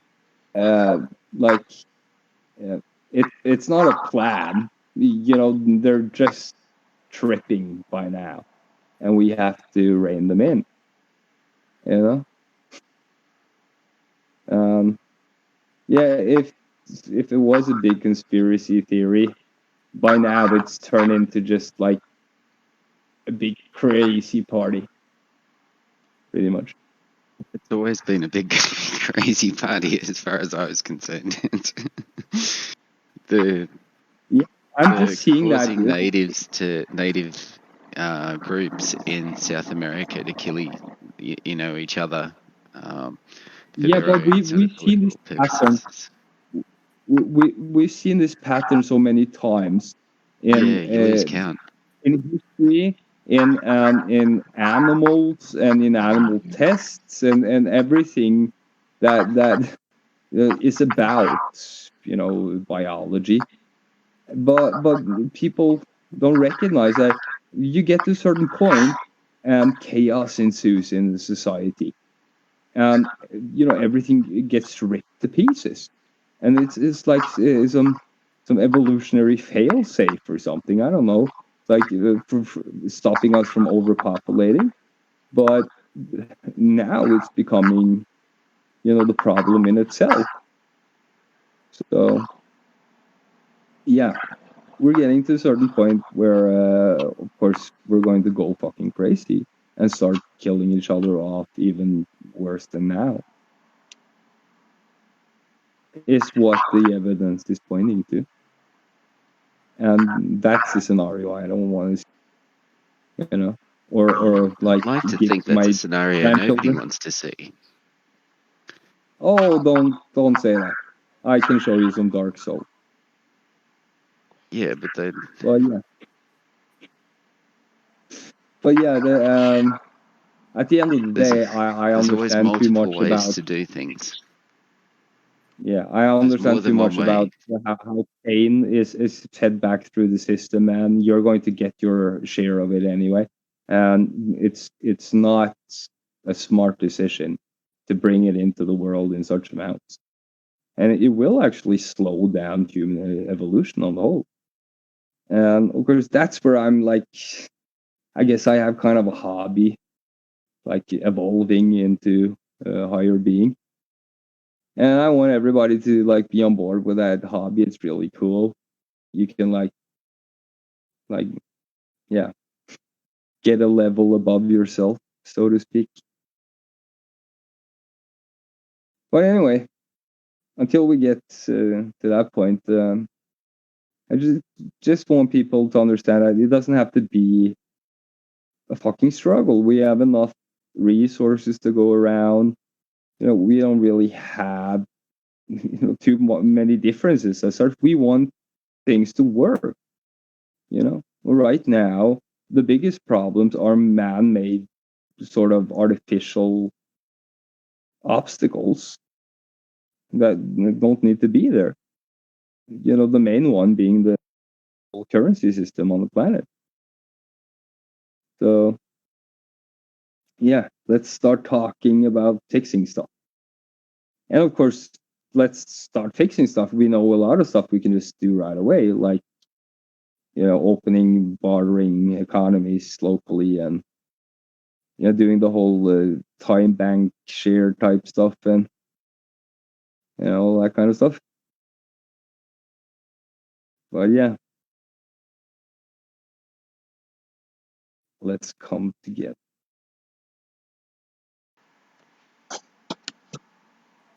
I feel we should hug now. Well, that's kind of the whole point. Yeah.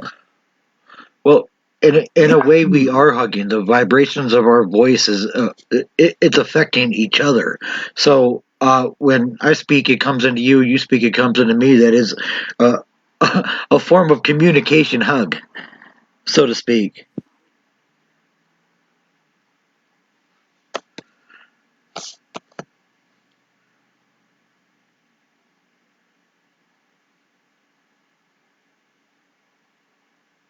too much. Anybody else like to bring any subject up that's been on their mind?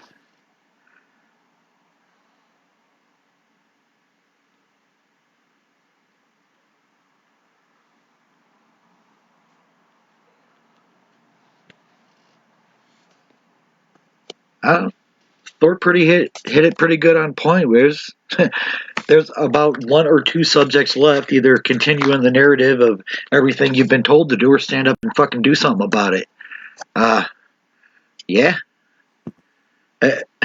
Yeah, in a lot of ways, I see this show as, like I said, a call to action, and pretty much not much more. Everything you want to make that out to be, and of course, an opportunity to present a lot of functional things that a lot of ideas that people can be doing themselves. But yeah, first and foremost, we want people to come in and join the team and help expand it, because it's pretty much the only way we're going to win over the machine. There's no incentive there to give us a free open mic, so we have to give ourselves that.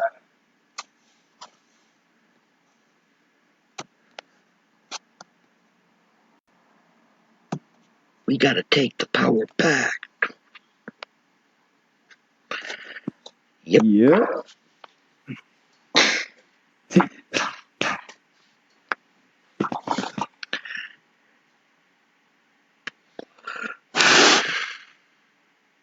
So yeah, I guess Monday night low activity type stuff. Is there football on or something, or wrestling? Yeah, probably, and a lot of gaming on and that kind of stuff. Like I said, we need to be put in front of their faces, and it takes a good chunk of money. But we can start, with small and build our way up. But we should do it as fast as humanly possible. Take to the streets, find news crews, jump in front of a camera, say something, make them cut off whatever they're saying, and wake people up. Like it's freedom of speech and freedom of press. There's no, that's not illegal. You see a camera on the street, jump in front of it, say something. Every drop helps. Keep dropping. Yeah. Fight the power.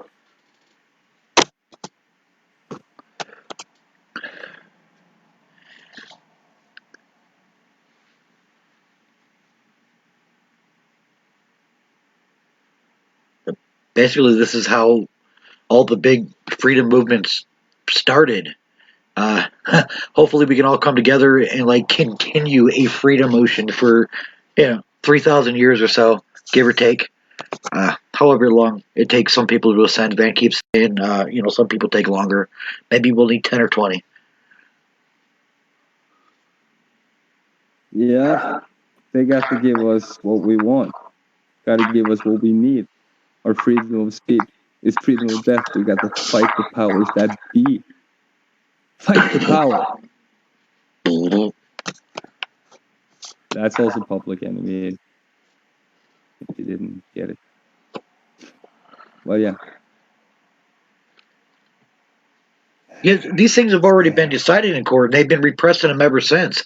Ever since there was a precedence of free speech and freedom of the press and getting the word out to people and coming together as a community, as soon as these entities started doing what it was doing to their bottom line and their dollar, they shut up real quick. They've been shutting people down left and right, and most of the bigger motions that are out there are either sitting down quiet because they'll know they're suppressed or already have been. Yeah, I would say that we're currently in what is known as a coup d'etat, where we're effectively taken out of, our democratic reality and put into some authoritarian dictatorship. We do not have freedom of assembly, freedom of movement, freedom of speech anymore. So the democracy is, practical terms, dead.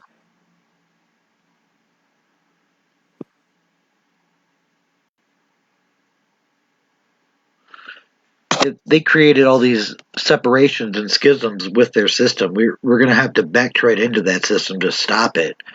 I really think you're onto something with a global mental health pandemic. I mean, there literally is a mass hysteria out there. Like, what's the process of diagnosing a group of people?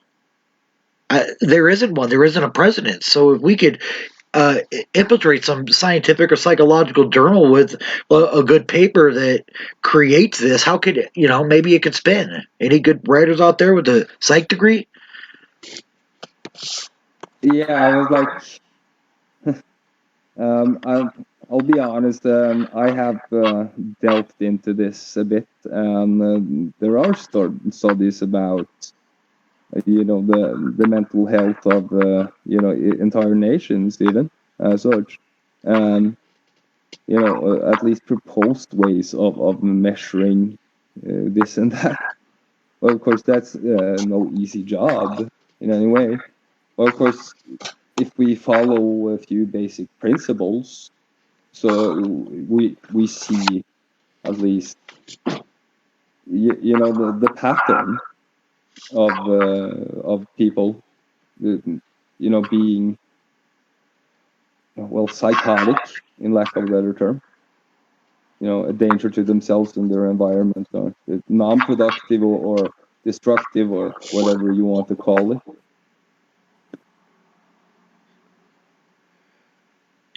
Absolutely, and just most of the common people, when they go to, their governments or their doctors or the psychologists for help, what's happening is people are getting dosed up. We're being even more deluded by the people who we're supposed to be able to trust and respect, our doctors. This whole psychopharmaceuticology thing is so mainstream now. People aren't taught different ways to observe or perceive or to find solutions for things. They're given medications so their senses are dulled so they don't have to feel their pain instead of working through it. I think that's far more detrimental than whatever occurred to get you in a place you're at, especially if you just keep hurting yourself and not improving.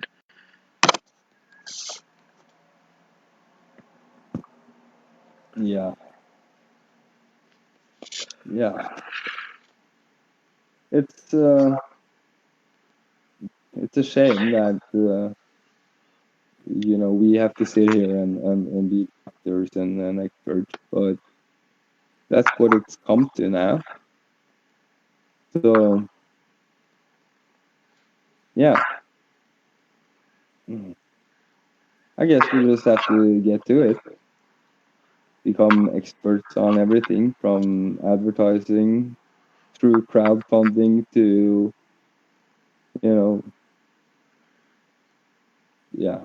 Law. Everything.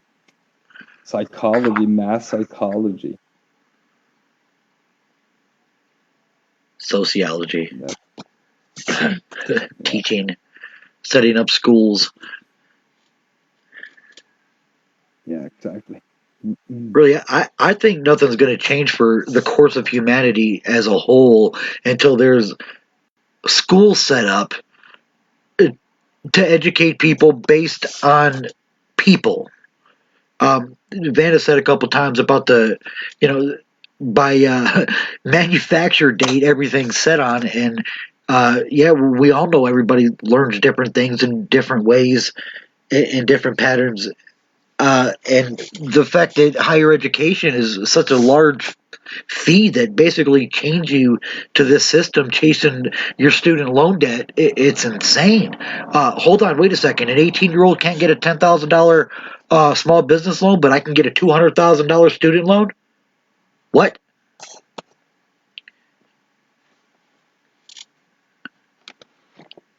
The system's broken beyond repair as it is. We can't all, just a few of us stand with our finger in the dam. while the rest of the villagers play in the fields. I mean, that's what it seems like. I mean, I felt that pressure most of my life. Like I'm, the guy holding the dam in so everybody doesn't drown, and then being like, "Hey, come help!" and nobody wants to do anything, and they don't see the impending doom right around the corner. Um, Well, they're distracted by the whole machine, and that's why again, yeah, we'll have to get into that machine and scare them the right way, scare them straight or whatever. and they are the So, machine too. say what? And they are the machine too. Yeah, Every person that's contributing to it. that's the problem. But we're so used to conveniences and other people taking care of stuff for us, so we feel it's kind of out of our hands, and or at least the everyday citizen, and that's kind of what we need to cure, that apathy. So yeah, I guess a good crisis is pretty much the only thing that works, and that's what we have. So if we present it in a real sober way, I'm sure that people will start waking up. We just have to, you know, get in front of all the bullshit, all the fear mongering and scare tactics. We're going to be very, very systematic and calm about explaining, you know, taking it step by step, that kind of stuff. Of course, explaining to people what is like the most imminent danger, and having that as an everyday talking point instead of how bad the other political party is or whatever. I'm talking about more like structural problems in society and the system as a whole. Yeah, and if we all work together on a common goal to make the best whatever for everybody, I mean that in itself would completely reshape the future of the world. I mean, like even if you look at something as silly as gaming, like yeah, I mean whatever, we all want some downtime. It can't be always go go go, and the kids need something to play. So if all the top game developers work together on whatever 3 to 5 games and made them the best ones that they can continue to add to, those would be better games. Same as with automobiles or any product that's crap now. I mean, everything's so disposable, and what we're doing is we're throwing it away. We're living in abundance, greedy ways, and just we're actually making disposable is the potential of human future. Yeah, pretty much. I mean, does it really got to get down So to 500,000 people for those people to do something? or can we get ahead of the curve? yeah, um, like I said, we just have to keep pushing the whole financial thing, and you get as much money as possible, and look into getting sponsors when we get some reach, and just building our way up like these other people have. Um, yeah, hopefully we will gain an audience quickly. But yeah, you were looking at the crowdfunding stuff, right? Yes. Yeah, Go ahead. there are a lot of different options out there. There's whatever. There's a whole list of different groups that no other groups that do these crowdfunding. I mean, you could research it for days and not make a decision. But there are definitely several options out there, and it looks like there's a lot of money going around for a lot of random shit. I don't see why if something was written up and put out there right, it wouldn't take off to where it could be usable to actually build a platform that we can all jump from, for sure. Yeah, exactly. But it takes some skill to do it, especially when it comes to the whole wording of the thing. People like specific stuff, and uh, help me buy a bone for my dog or whatever, like that kind of stuff. Or like I wanna help like some specific school to get funding for uh, like new desks or whatever, like stuff like that. That would probably raise money a lot faster. But yeah, we need to be quite specific about what we're trying to do with these like open mic sessions, sessions. I mean, and the whole plan, and just be candid on upfront about the whole concept, and I'm sure a lot of people will jump on board and say, "Yeah, I want this too." And of course, yeah, also be smart enough to link to our server and stuff like that when we're doing the crowdfunding. But did you launch the thing that you had written up? You had mentioned you were gonna look at other options instead. You'd brainstorm. I didn't know if that was a pause or a no. It's Yeah, still in. I also said that you just publish it as it is. We can always make like a ton more of them. You know, that's the whole point. If it's free, Alrighty then. we can potentially make 100, but okay, they probably limit you in some way. Well, we have a lot of people who can help us.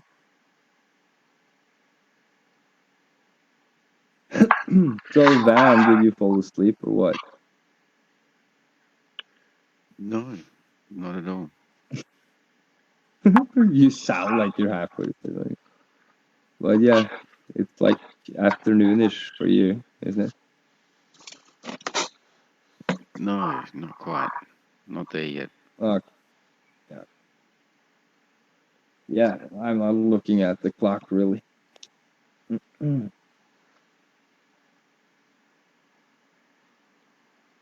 But yeah, any bright ideas?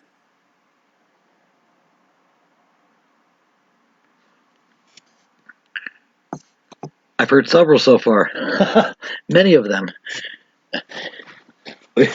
Pick one, think it through, follow it through. I forget who it was that said 6-word key to success. Think it through, follow it through. So, yeah, Yeah, I'm gonna look into the advertising bit and how to and where to boost your stuff the best and fastest.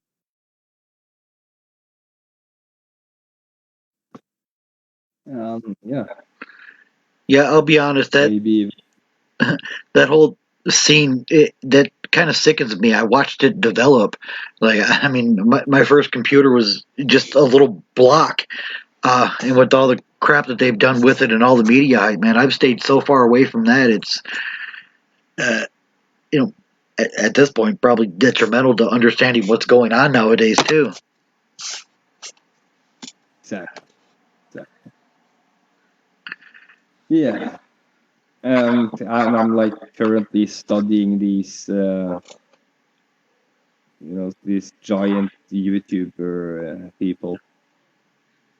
So these viral people, and seeing how they got to where they are.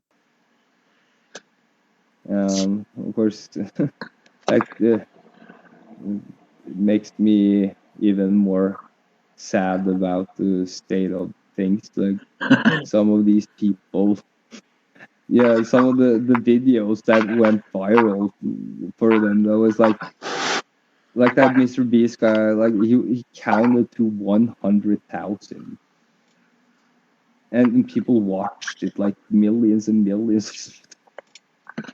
Now, how is that counted? Do they got to watch the whole thing, or is it that so many people clicked on it and listened to 1, 2, 3, 4, 5, and then shut off? Yeah, that's a good question, but I guess there are some stats available on that too, if you want to dig deeper into your viewing stats on Facebook, no, on YouTube, I mean. But yeah, I'll have to check it again and see actually how things are counted or discounted.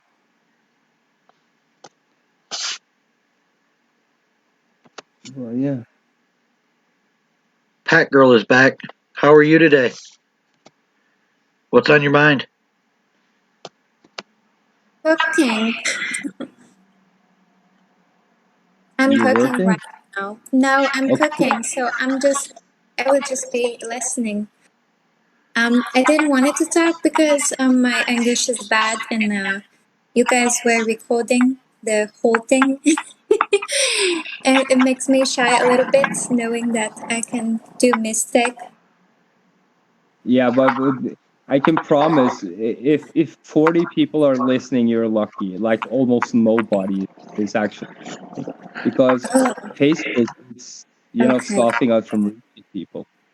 So it's not, and we can understand you perfectly. Don't worry. Your English is fine.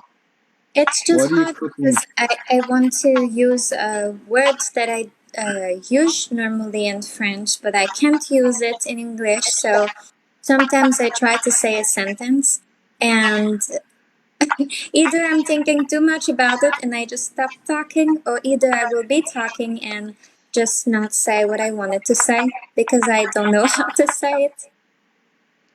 Well, just use the French word.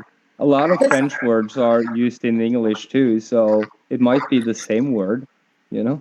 oh, yeah, okay, I will try. Yeah, that's as far as I know, um, French is the language that English has the most loan words from, if not Spanish, one of those two. Spanish is pretty similar to, I know a bit of Italian, so it's kind of a little bit similar. Um, but But I can't speak. I blame I blame the school system for not teaching you better English. I noticed with a lot of French people this issue. So Um, and again, they, I blame the political situation between England and France, and the tension that's been there for hundreds of years. And yeah, they only teach the basic um, until I think the age of 16, and it's only one class per. I did one class per week. oh my God. Well, Yeah, that explains it. it's like one hour per week only, and I was busy doing other things, and I did ballet, so I didn't really focus on English. Um, yeah, 1 hour Yeah, per that. week is not a lot at all. Well, I can tell you this: that you speak a lot better English than a lot of other French people I know. Probably more than Trudeau. Yeah, I never heard him saying anything in English actually. So not that I can remember. Well, yeah. Yes. So what are you cooking? I'm cooking lobster in a creamy, soup? Ooh. Not sure. She's cooking lobster, dude. What did I say wrong? No, he uses this analogy all like that we are lobsters and in a boiling pot or in a pot with the heat on and it's starting to boil and Oh. it's well, we're used to coincidences by now. It's happening all along. Oh, okay. That Uh, was funny though. that's a big coincidence. Yeah. Well, like I said, we had a few of those today. Also, another What did coincidence. interesting today? Well, Go coincidentally, on. we were just talking about needing somebody to get on that's involved in a student of psychology. We could ask a couple questions to about how would we go about presenting something to the academic community and then to the world about this global mental health pandemic we're in. Okay. What is your take Of course. on that? Yeah. I didn't. It was a question. Then I didn't understood. Can you say it, So but maybe he said slower? he says it's a mental health pandemic or global mental disease going on. What is a You know, mental? Uh, crazy. there People is are a going mental crazy all over the disease going planet. on. What are you talking about? Well, people are destroying the planet and destroying themselves, and it's becoming a big problem. And most of them are in control of or like a lot of the craziest people are in control of the government. You know, I destroying think us. you were speaking about psychology. Um, I'm pretty sure government and most people don't know about it, and it will be really a great thing to teach to the world about Yeah, psychology. I It agree with it that doesn't only 100%. teach you. Yeah, it doesn't only teach you like there is so much branch and topic about psychology, and it's linked also to ideology and what brings somebody to believe in what they believe, and what triggers them to commit crimes, and like religion. When you believe in a religion, you're always opposed to one. You're always against something else. There's always a problems, but when you understand psychology, you're able to, solve more detail it, the sorry, I don't know what to say. Like detail it. Is it how to say that? Yeah, that's fine. Detailed. Provide more detail. Yeah. Then just like um simply understanding but not doing anything. It's like if you're forced to understand some kind of thing and some people and you want to help them.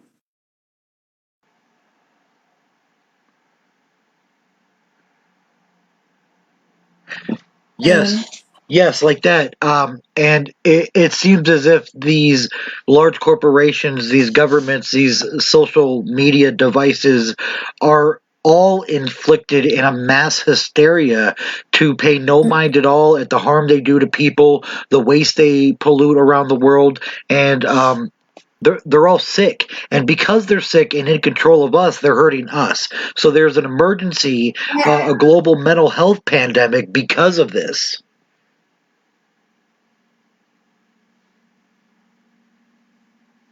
And the thing is, because these people are very influenceable, they are powerful, they have money, or either the parents have money and they brought them into this, because I believe everybody can do what they're doing. It's just if you have money and influence, and you can get whatever you want.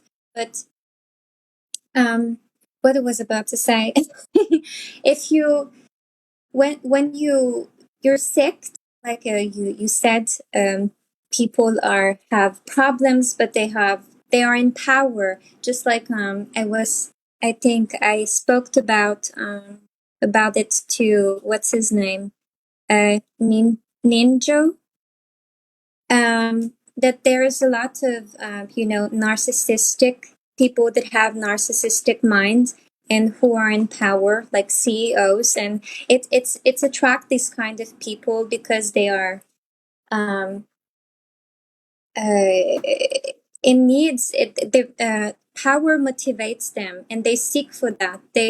It's all for themselves and less for everyone, and we don't know it because they're so intelligent, like in manipulating in their keeping up with their lies, and it's who they are. I think psychopathic people, there's 1% in the world. You can't really notice a psychopath if you don't, like, if it's not a family member, because they're so intelligent and they will imitate your behavior for not being recognized. It's really interesting, I think. I agree with you. Most people don't know what to look for. They're not trained. And when you have influence, it's it's kind of, if you believe that you're not as great as this person, so you put yourself down, but it doesn't mean that you don't know more than they do. It doesn't mean that you're a president, that you're right, or you're not a narcissistic. And it's even more dangerous because it's like a disease. You understand, people will become just like he is. We're tiny little bacteria. That's how I like to see humans. Everything we do, every ideology, we copy it. We want to. I don't know how to Ants. say that, but Like what? ants. Like, yeah. I thought you said it well. I understood everything you said, and yeah, that's right on the same lines, on the same page we're talking. Now, how would we take this information and present it to the world in such a way where there were protocols and things set up, not later but now, to help stop this global pandemic from spreading and getting worse, infecting and destroying more minds and the affected ones longer, because we can cure it.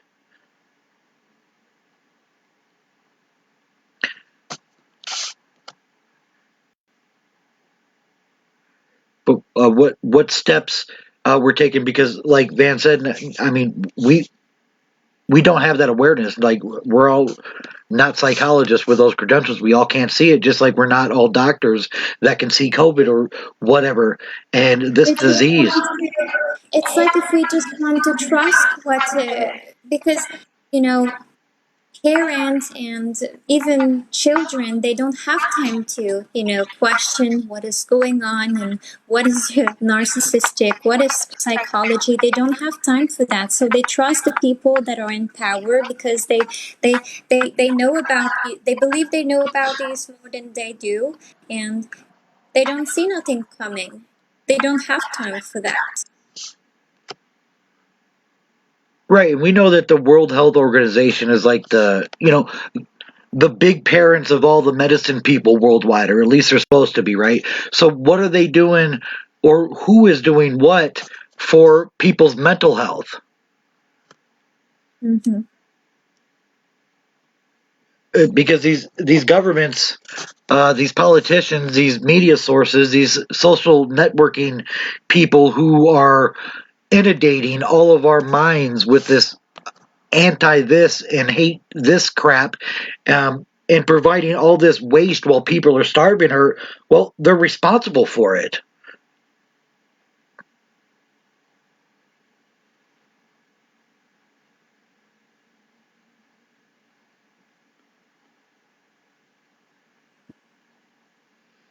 Yeah, I guess Packerel got busy cooking again, but yeah, we wanted your input on, the whole how to talk about, these mad scientists on top, these narcissists destroying our planet.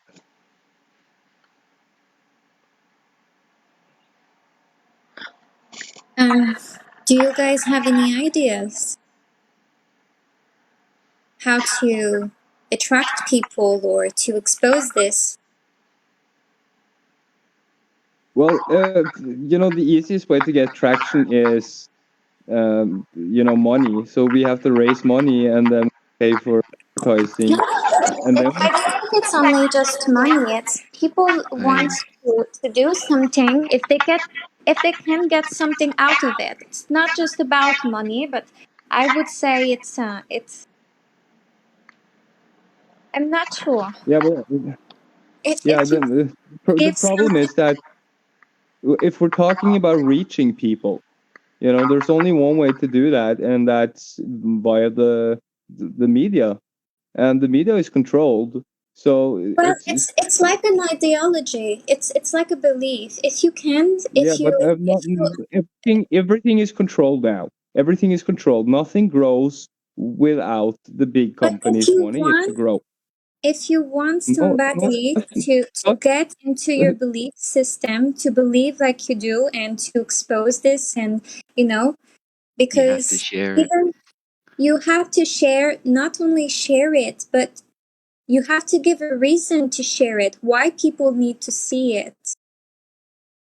yeah, but the problem is nobody will see it if we don't pay money for people to see it. That is how it works. That is how the system works now. If it's something I know, it's this. I researched this thoroughly for years, and I can tell you everything about the death of organic reach, as it's called. We don't have any anymore. There's only one way to actually get out there, and that's to have something that can be sold, turned into money in some way. And those people, they make a lot of money.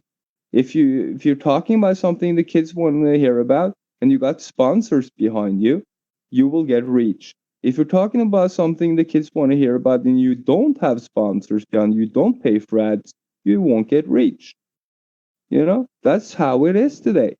Even if you have the most perfect, plan and setup and articulation, it won't help. If they see something coming that they don't want coming, they suppress it, they censor it, they stop it from moving around the internet. That's how it works. If they want something to be seen, you're going to be seeing it in your news feed and hearing it on the news. That's how the system works today, unfortunately. I wish it wasn't that way. So, that's not really the problem. What we I wanted. think it's possible, and if you have ideas, and there's also so many ways to make money. I agree with her. Yeah, There's more like more than any one any ways way to do possible. things. I don't disagree with you, don't get me I wrong, think but I you agree with her as well.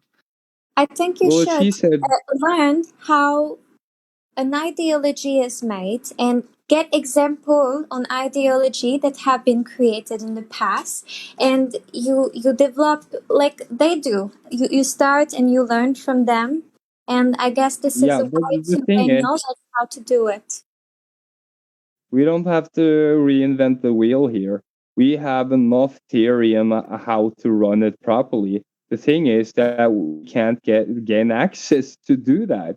So that's going to be a process. First of all, we need media reach, and then we can start presenting this stuff to a larger audience, and then we can start building, this ideology, if you will. But we have enough to take from. We're not going to be building anything new as such. We're just going to be applying old and proven principles to fixing the system problems.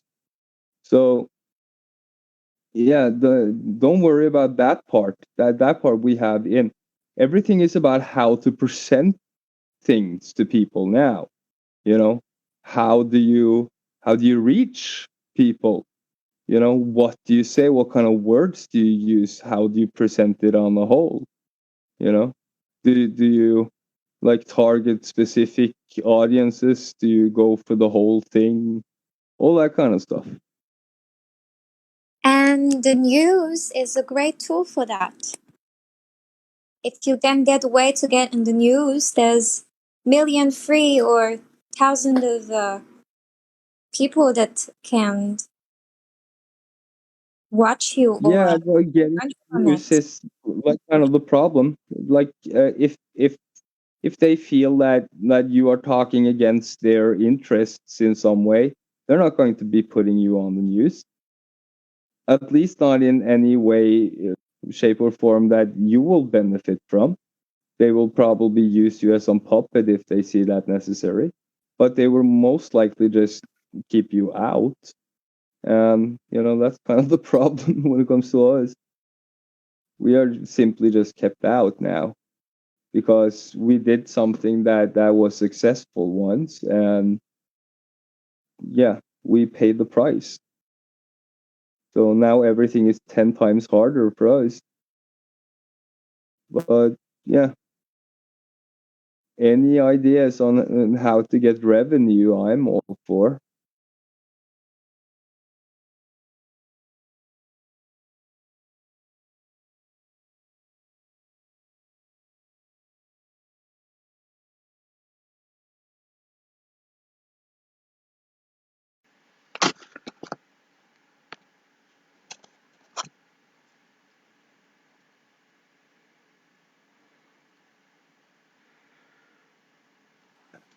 But I think Cricket.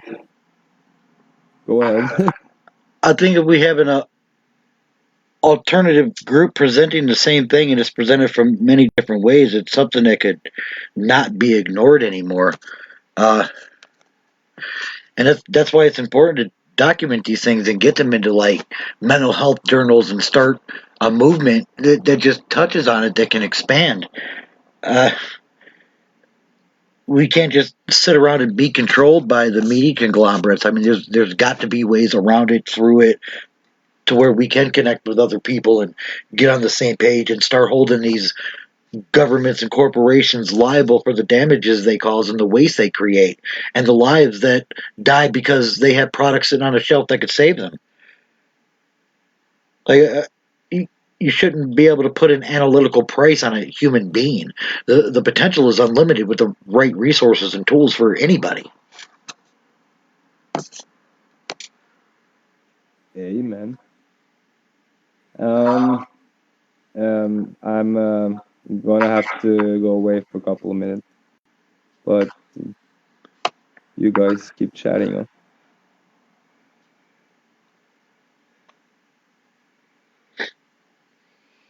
Do we have a link for the stream? I still don't have a link for the stream to share.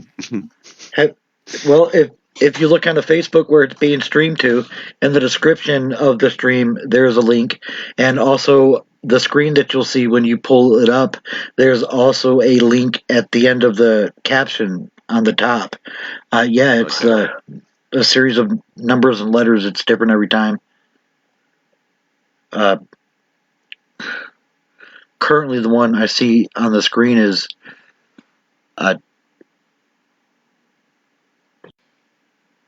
oh, you meant to the actual stream itself, not to the show. I'm sorry. Which one, Van?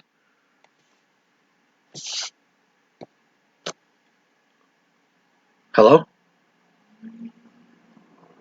I'm getting a couple of messages of people wanting to watch it and listen. Okay, well, But they're not it's on the Discord. Public Access Anonymous on Facebook. It's streaming over 9 different channels. Public Access Roger. Anonymous is one of them. Give me a second. I really don't. I'm not savvy enough to scroll on this and know what I'm doing to not mess it up. But that's the one I can see in front of me for sure. Is Public Access Anonymous on Facebook. And you can listen to the other shows that are up there. They stay so far.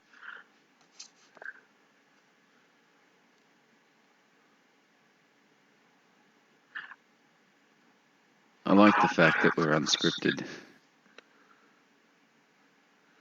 Life is unscripted. And that's the point is, Exactly. we need to be able to come together unscriptedly because we don't really know what's coming at us, and patience only does so much. But yeah, I mean, I agree with the patience up to the point to where you feel that first contact. I want to feel the finger before I feel the fist, and we're definitely being fingered. A lot of us are Yeah, being I'm not fisted. too big. I'm not too big on being fingered or fisted. Right. It's not my thing. Like, I'm not dissing anyone's flavor, so I don't want to be a hater here. But I am going to stand up for those that do not want to be fingered or fisted either. So, I don't know. Does that mean anything? That analogy, though. Yeah, I didn't mean it like that, but that's how it came out, and that's how it went. Well, look, I ran with it. Yes, you Like, did. Wow, guy. as I said, when it's unscripted, you just got to go with it, roll with it. We know what we're talking about. It's all good.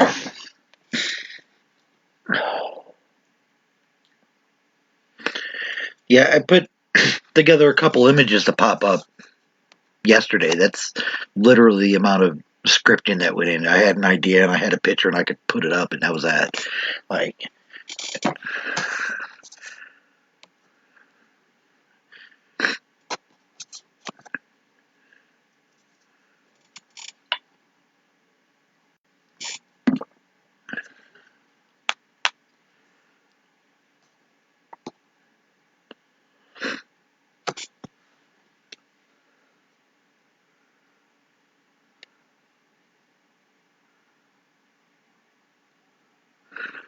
so Van, I think it was you that mentioned yesterday about the robot or the AI wanting a baby, and I looked. There's actually 2 different things going on with that. There's a DeepMind's AI that has already created another AI that um, does things much better than any AI any human has created. That's active in doing things. I shared a link to that into the chat as well yesterday. And there's also the Sophie robot, who is the first robot to have citizenship in the country, wants to have a baby and wants to see more robot families. That shit creeps me out.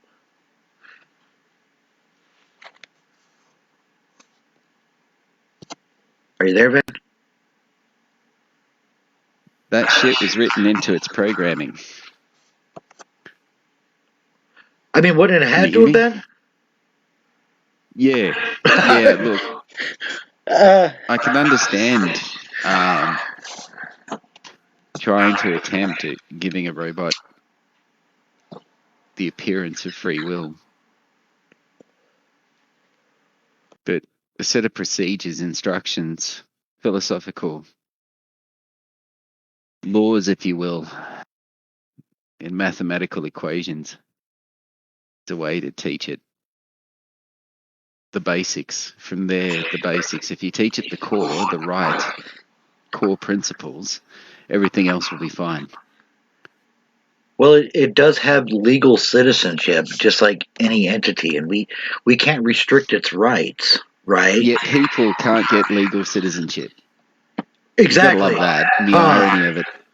Do you know what the irony will be? Is when robots are operating the soup kitchens, feeding the people.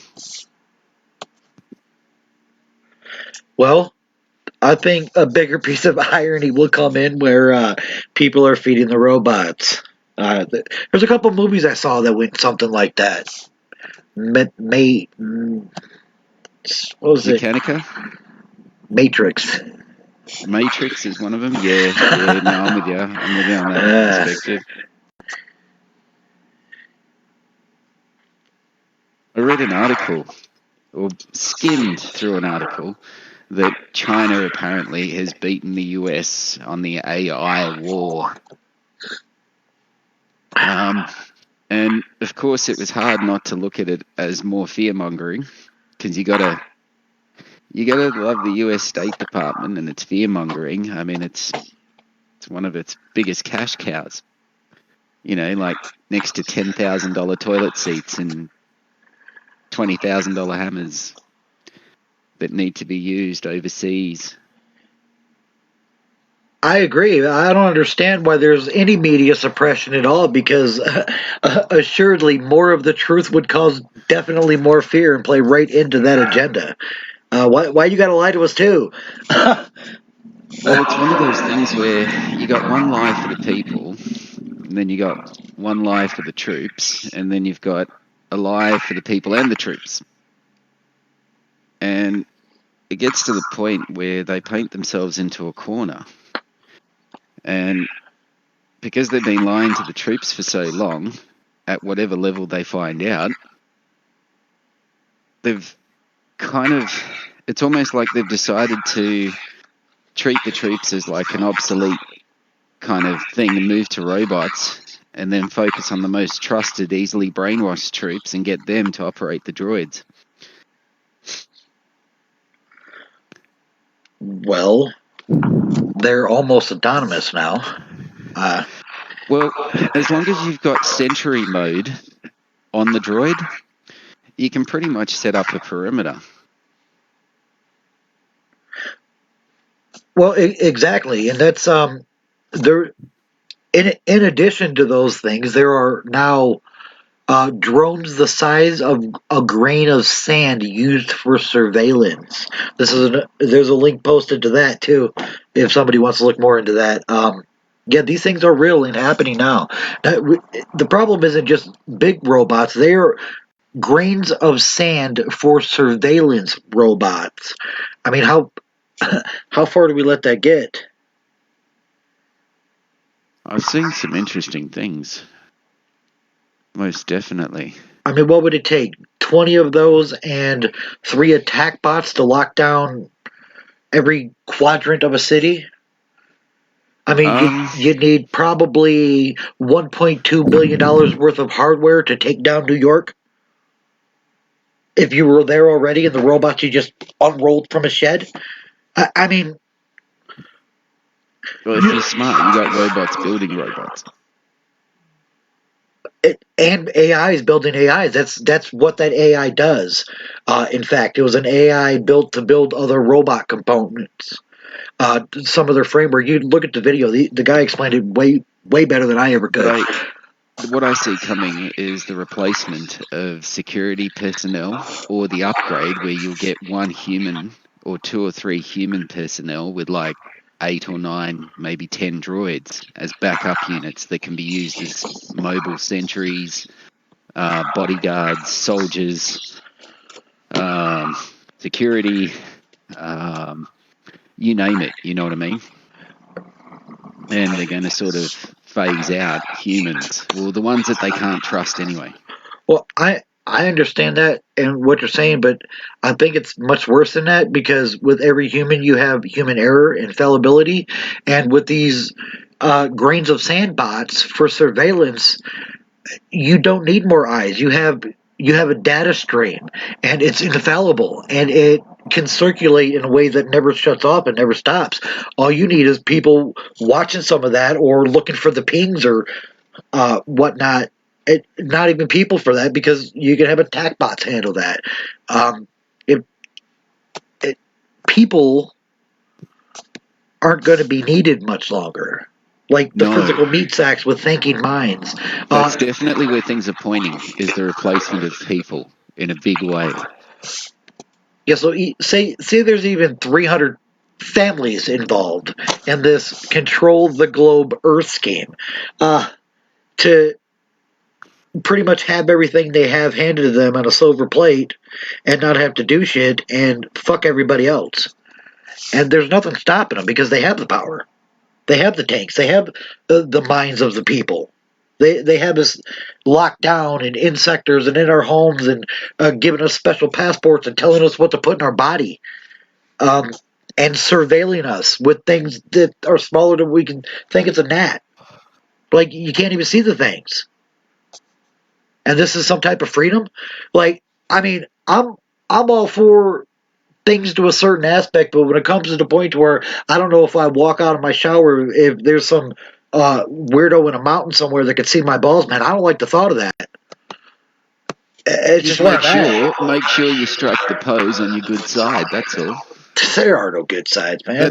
That's like when you go to the airport, right?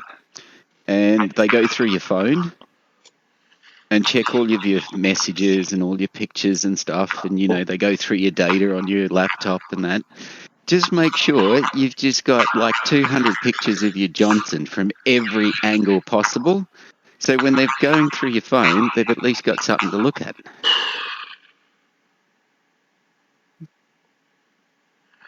I don't think that's the best advice, personally. Wow. But that's the point. We're already there. We're locked down. We're in a prison state basically anywhere in the world anymore. And occasionally, while he's looking through your phone, look over, wink at him, and go, "See anything you like?" wow. Yeah, I have not traveled since COVID at all. I would travel regularly. I had houses in 3 different states. And they're in different places of the country on purpose. But I haven't traveled since COVID. They were locking people down, going over bridges and cities, talking about you can't leave the city for 3 days now. Just straight up. I know a guy who's from Australia who was locked down in some Saudi Arabian country. And as far as the last time I talked to him, which was a couple months ago, it was a gaming buddy, he was still in that situation. And we're talking. He's not the only one. Yeah, we're talking what about. they're doing at the moment is they're forcing him to have the double jab before even being allowed to come back. So they'll help you, right? Get the double jab first, and then they'll help you come over. But unless you let them help you get the double jab, they won't help you.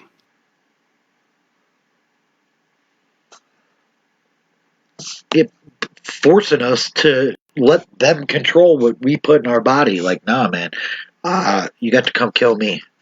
You're not stabbing me. I will defend my life. Period. Well, if I was to come at them with a substance that I assured them was 100% safe and effective, would they let me inject something into them? Right? Here's my credentials. I typed them myself or had one of my buddies do it. I'll even get a lab coat. To look the part, and a stethoscope to hang around my neck. I'll use big words and stuff, to pretend to be smart. And scribble and look at it through a monocle.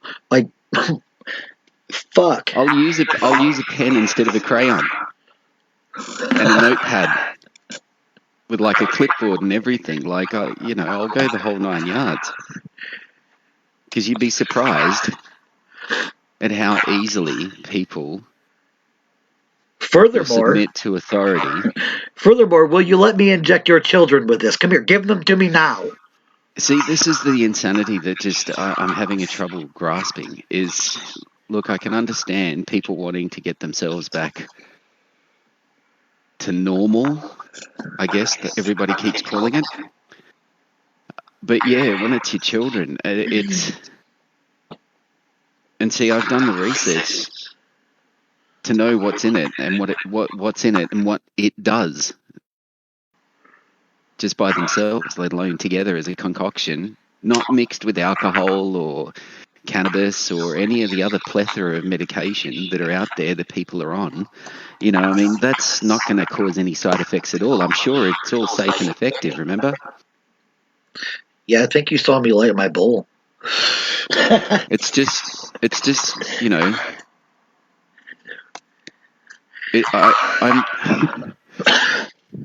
I don't know where to begin when you're talking about immunizing the children. It's on so many levels. I don't know where to begin to start to explain how wrong and illogical this is. The easiest place to start is they are the least at risk from this and have the most to gain to catch it, become immune because they don't die from it, and their immunity is lifelong lasting and is actually effective against all of the strains because they become immune to the family of coronaviruses, not the strain.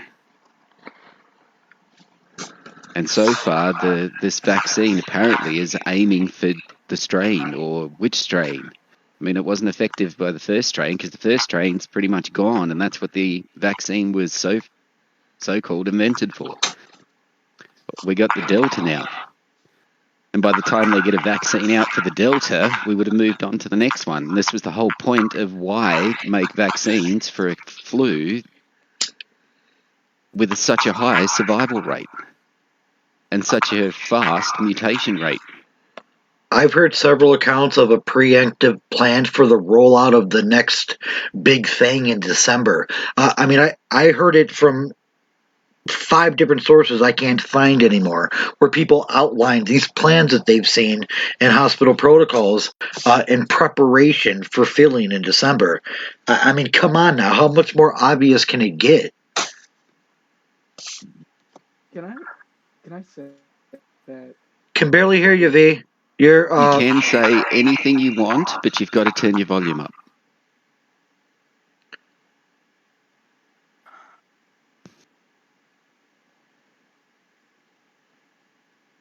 How are we doing on the volume situation? That better? It's Much better. somewhat better. Better than before, yes. I'll fill in the middle bubble.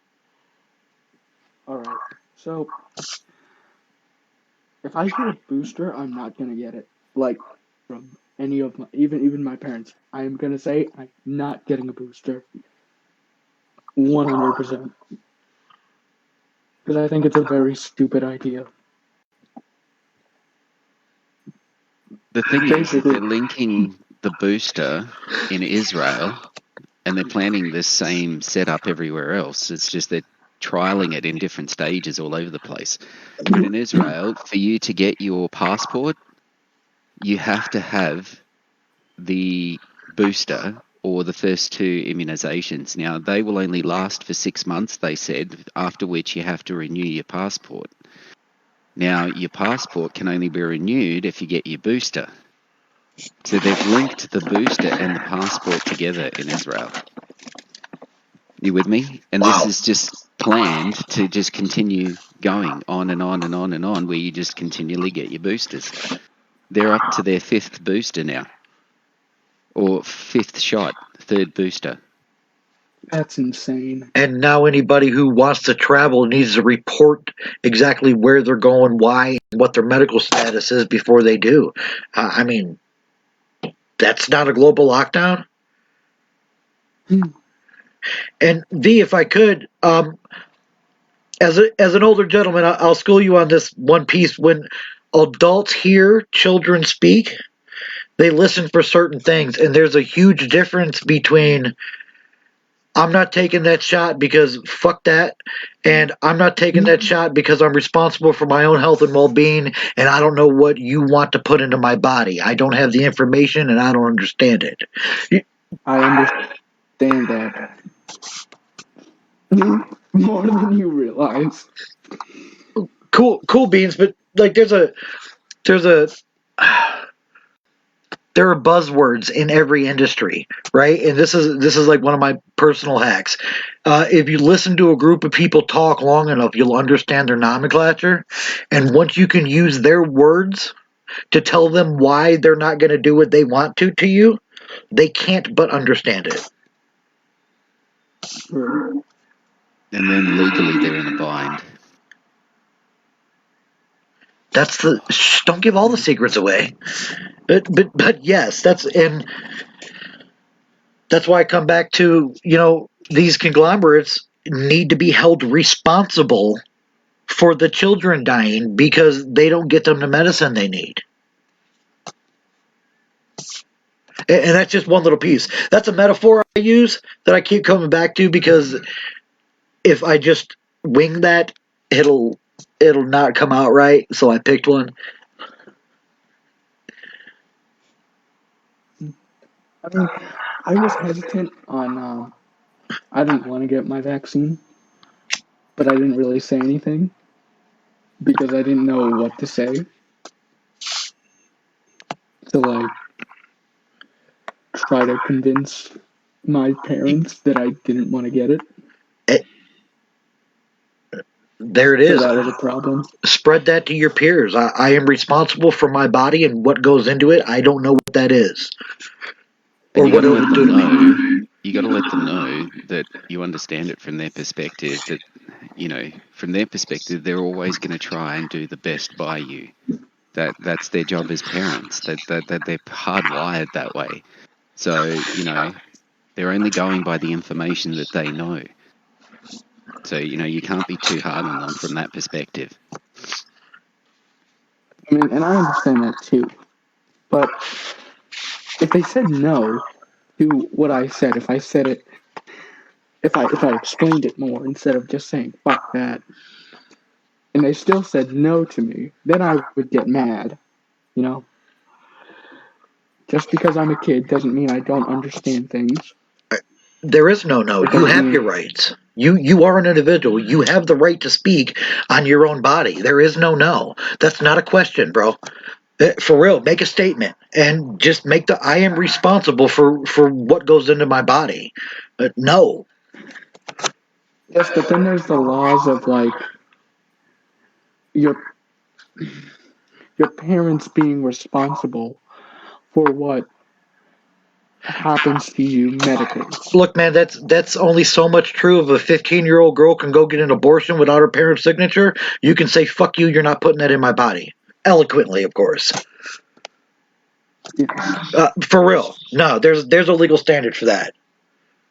These are things that There is an art of diplomacy where there's a way of telling people in such a way, an eloquent way, to go fuck themselves in a way that they actually look forward to the journey.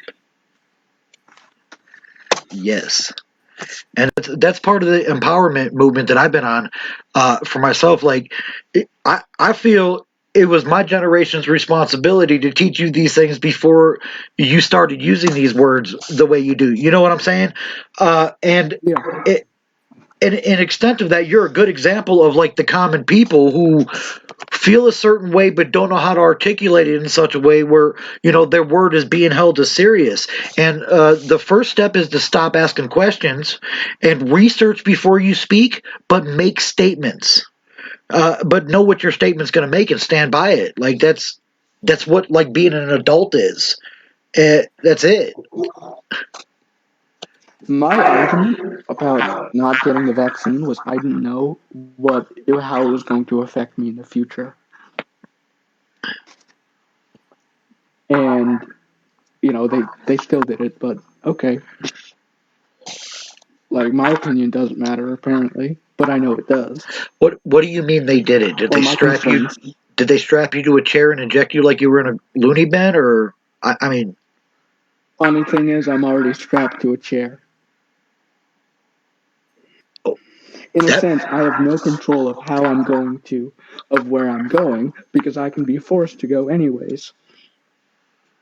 Physically speaking. File suit. You ever thought of that? I'm not an attorney, but maybe you might want to talk to one.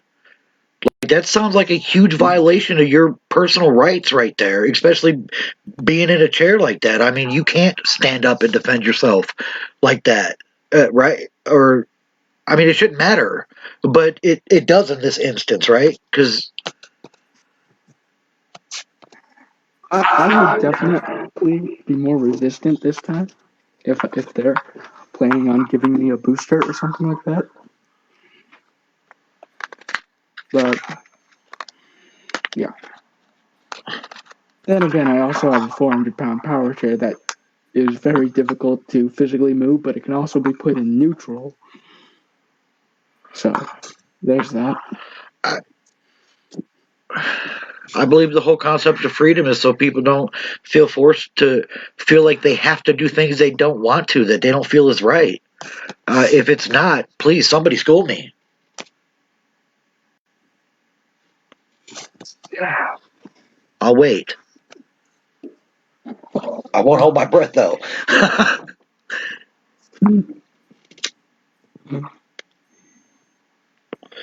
School us all. Yeah, bro, that shouldn't happen. If you're like, no, and they're like, shut up, I'm doing it, that's highly illegal. And how many people is that happening to? Probably a lot of different people. Like, it's not like it happens to a lot of people. It just happens to a specific age group. It's like, you're too young, you don't really understand this, I'm taking you anyways, or I'm gonna punish you in some way. And kids in general, and I can say this with personal experience, are broken easily. Would you agree with that? No, I think anymore the problem isn't that people are broken easily. I think they're not built as durably.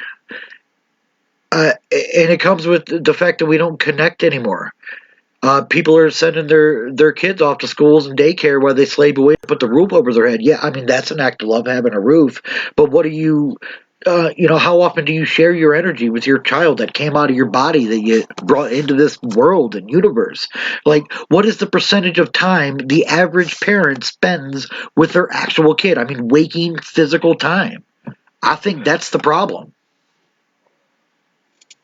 Less than half of their day. Whatever it is, it's not what's needed for human development. We need the positives and the negatives from the male and the female on an everyday basis. Like, those elements are what makes water turn into soup, so to speak. And everything's watered down. And we start with water, and if like things aren't put in the water, we don't ever build the soup. We don't ever build the stew. So when you say people are broken easier, I think the ingredients just aren't put in. They never solidify, let alone become like they're not grown, so they can't break. Like, they're already broken. They're not together themselves, and they need that direction. And their parents are distracted because they got to pay their bills, and they're scared because there's been 20 years of media telling you death, kill, murder, war. Yeah. It's interesting, to say the least. It's bad. So I'll tell you this, and I wish I would have had somebody tell me this when I was a teenager. It is your responsibility to build the future of the world you want to live in when you're 80. You have to build it. It's up to you. And anybody in that age group out there, anybody of any age group, it's right now. You are responsible for your right now. If you're hanging your head and you're supporting the system and just walking the walk to live for today, then you're part of the problem too. Stop. Stop being a part of the problem. Become part of the solution. Be aware. Spread this awareness. Come together. And again, the problem is based on perspective. And I would agree with you, the system is the problem. But not many people, that's not a large worldview. At least it's not a popular one.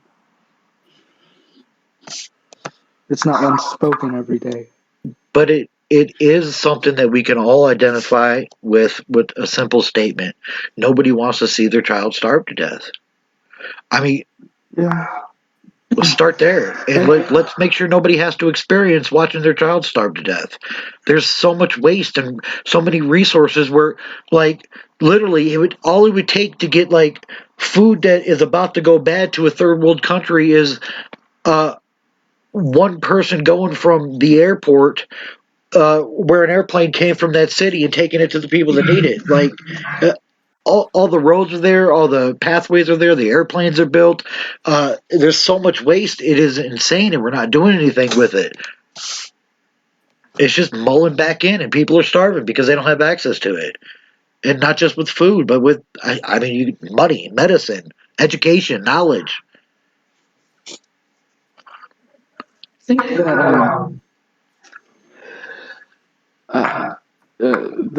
the way you get someone to agree with you is you bring in the concept of their children, basically, and that's like a very prominent thing in media.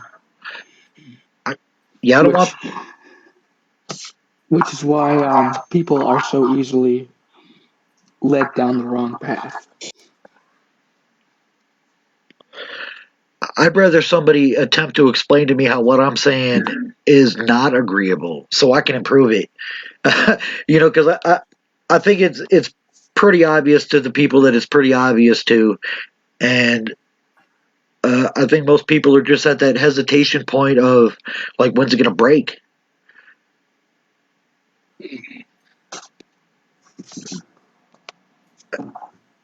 Maybe we can make an action happen to make sure it doesn't all break, and we can just curb this shit. Taking on two tires, wet in the rain, but land it. We can do that if we start working together. One man can't break, or one man can't tame a bull, right? Right. Same type of thing. I mean, you understand the basic principles, and in some way everybody does. It's just that communication barrier that keeps getting bigger and bigger. I mean, in my lifetime, I've seen communication go from literally nothing to what it is now to being restricted to the point to where it's difficult for me to talk to my neighbor, but I can speak to people from all over the world I don't even know. And that's getting shut down more and more. Yeah, it is. Because of the illusion of territory.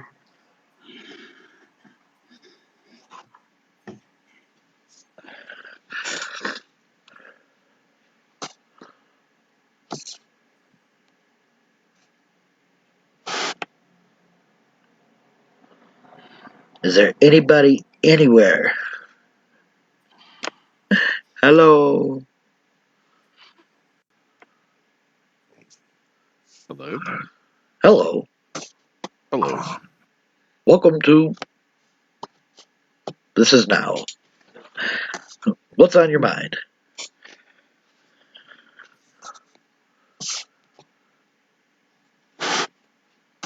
I was just saying hello. I didn't want to leave you hanging.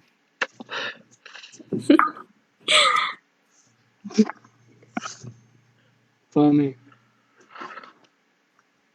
Welcome back, Pat Girl. How's the lobster pot going? It was yummy.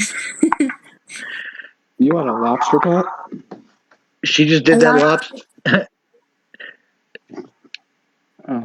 She did that lobster like they're about to do us. They thought it was real happy while the water was just starting to get warm. I feel like they missed flavor.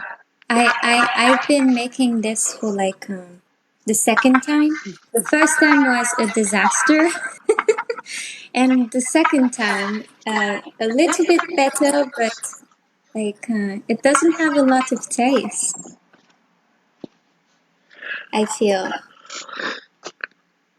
I'm guessing that's What why is you see some video and people like use giant sauce to put the lobster in it, and there's more sauce than there is lobster. Yeah, you just have to make more sauce. That's all. In America, we use a butter dip, and really lobster just tastes like something holding the butter. Oh, that is why I didn't put really much butter.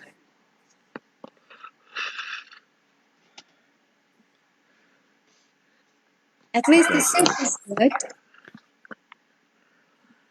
what do you classify as an absolute disaster? A disaster. Um, the lobster. No, I mean like What do you mean? I meant like how do you classify a dish as an absolute like what about it is an absolute disaster? What is a disaster? Um, Like what was disastrous about it? I'm not sure what you're trying to say. Oh God. What is a? You mean? I'm confused.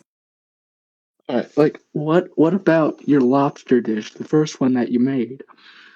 What about it Okay, made it a disaster? I think it was too cooked, and it didn't had any flavor. So I didn't had like um, much like butter or even like oil or the flavor to it. I just thought that a lobster had a lot of flavor and it would have been good, but it was not at all. Okay, that makes sense. I got told that dipping it in seawater or cooking it And in so, seawater is sometimes good, oh, probably because it's salt. but I'm not sure. I haven't tried it yet. I still got lobster, so I can try, and I'll tell you. Lucky duck.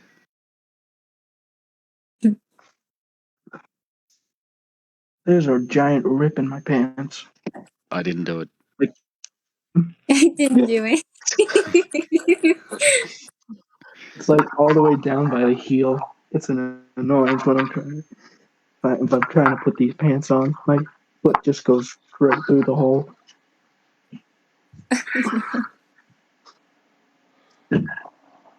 Thank you for sharing. Bit of insight.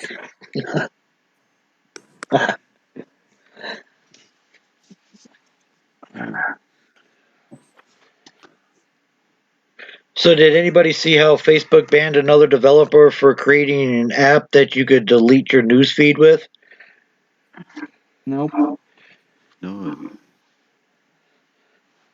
That's something I saw that popped up on a screen I was staring at today.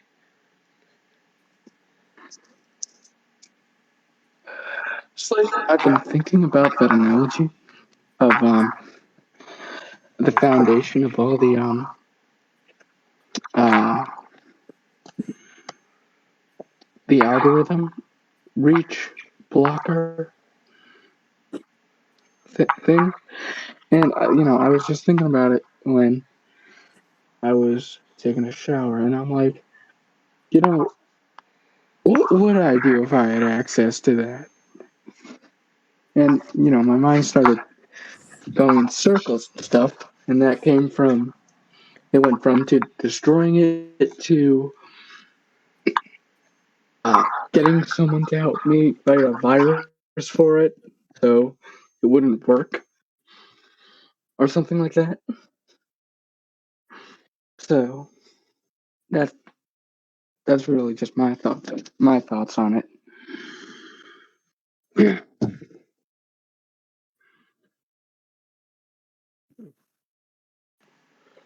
So I just looked and I I'm saw. reading the Facebook. It was on the New York Post. It said a developer who created a browser extension that helped Facebook users spend less time on the site, claiming he has been now banned from social media platform. Wow. Wow. It's a UK-based developer from Louis Berkeley. Wow.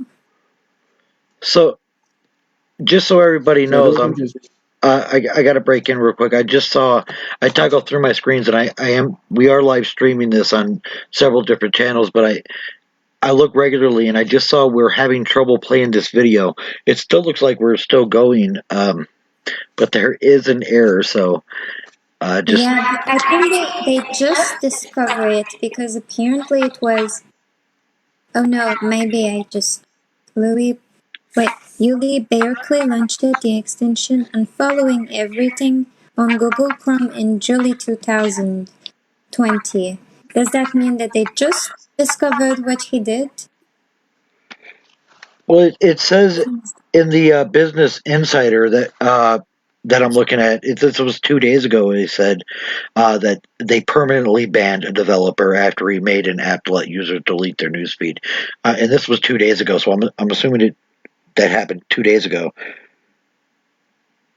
Oh. Yeah, I'm seeing a similar article that it might even be the same one. This one's in Business Insider, and you said yours one was in a different publication, I believe.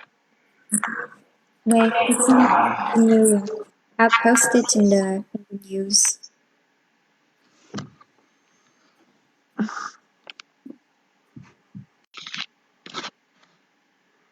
that feels better. Yeah, that is a different article. Oh.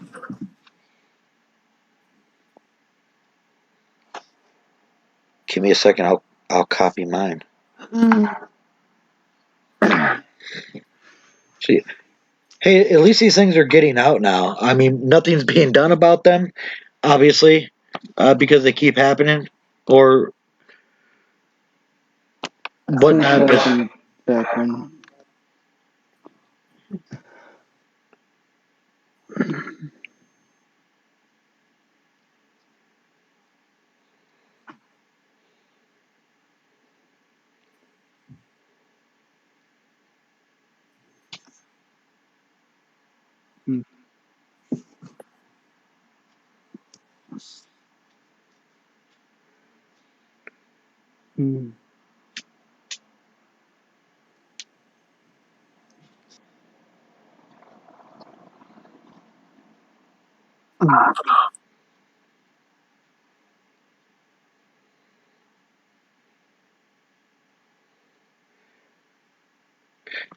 yeah, I think we're looking at similar articles here, Pat Grow. That's kind of horrible. Why? First of all, how can they do this, and why would they? I have no clue.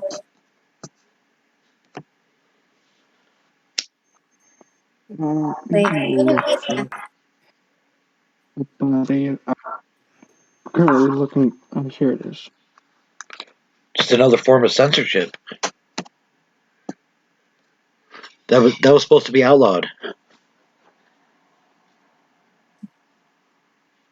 Yeah.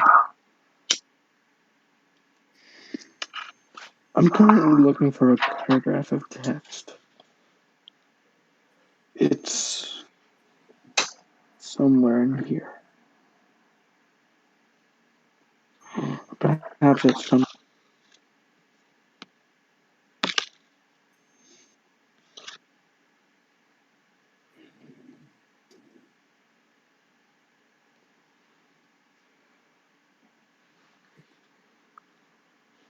Thor, where'd you go? That's more than 2 minutes.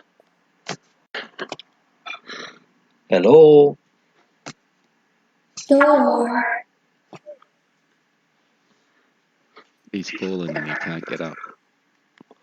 Let's hope not. I hope not. So have I.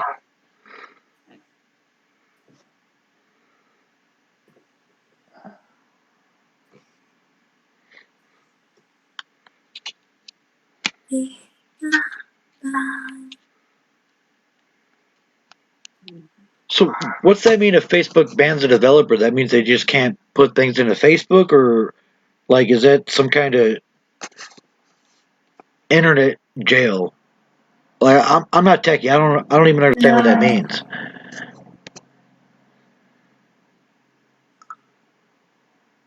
Mm. I don't think he can log into his account,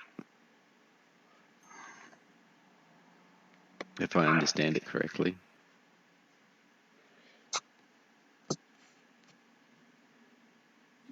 And they just what go in and remove all the tools that were added by it or whatever.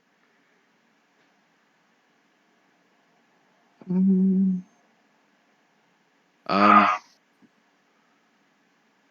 Not sure.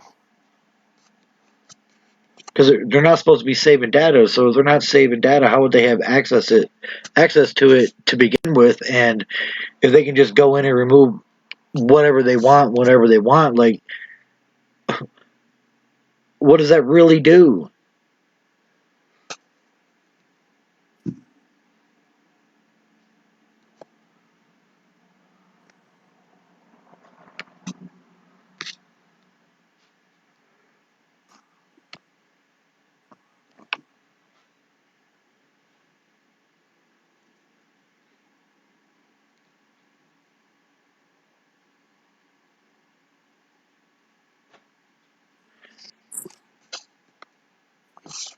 can't seem to find anything.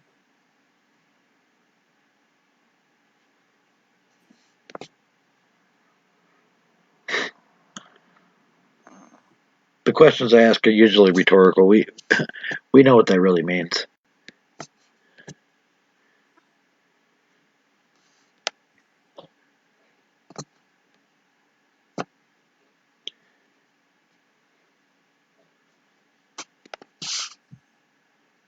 Damn it.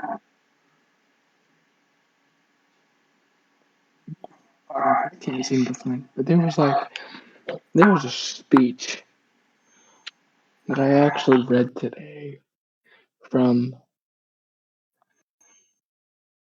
V for Vendetta. It was a lot like along the lines of what we're discussing in this show. I know I posted it somewhere in one of my Discord servers. But if I didn't, then I'm probably a little disappointed. Might have posted in parts though. So if not, I'm probably gonna have to go on the internet or go into a document that I have that are full of quotes from a lot of different stuff and look for it.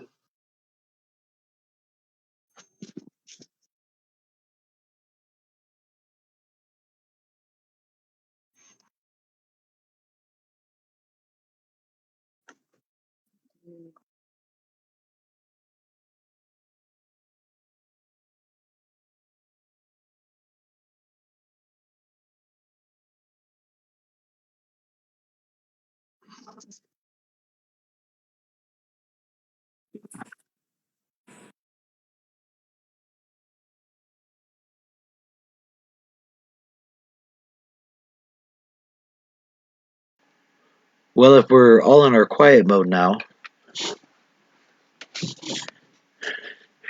I guess Thor started it. he did too. Yeah.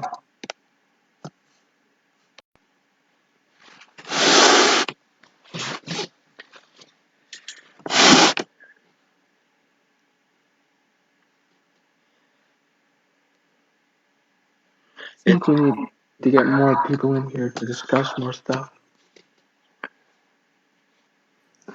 Otherwise, we're eventually going to run out of stuff. Well, I could talk forever, but I couldn't physically talk forever. I understand.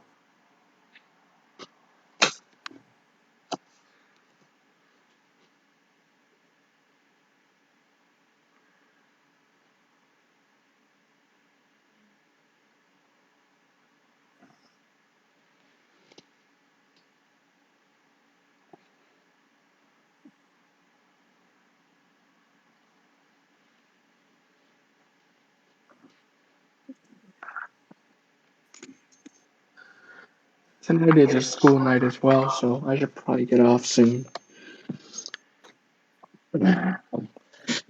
Thank you for joining us. You're welcome. Take care, V. Yeah, you have a too. good one. Good to see you again, bud. Sort You of. too. Wow. This isn't really seeing people. But I use those words that we're now being conformed into using to start viewing things differently. Like, no, I do not see you. We are speaking. It's good to communicate with you. You are speaking. Yes. Alright.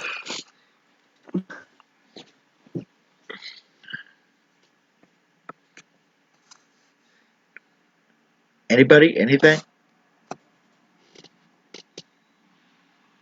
What would you like to talk about?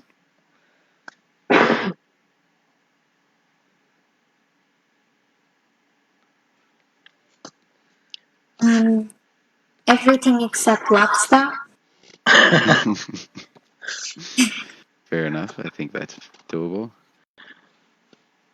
Well, any conversation I'm in, I do my best to understand the symbology being spoken on. And I mean, I have my own personal narrative, just not a script that I've designed per se, but just a mode of conversation and communication I share with other people.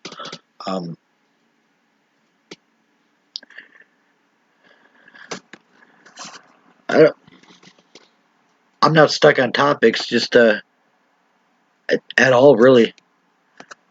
There are some things I won't talk about. I won't talk about sports figures, stats, things of that nature. I won't mention too many of them because I don't speak on them. What are those? What was that? Sports stars. Oh, I don't get much into sports. I'd rather play sports than watch sports. yeah.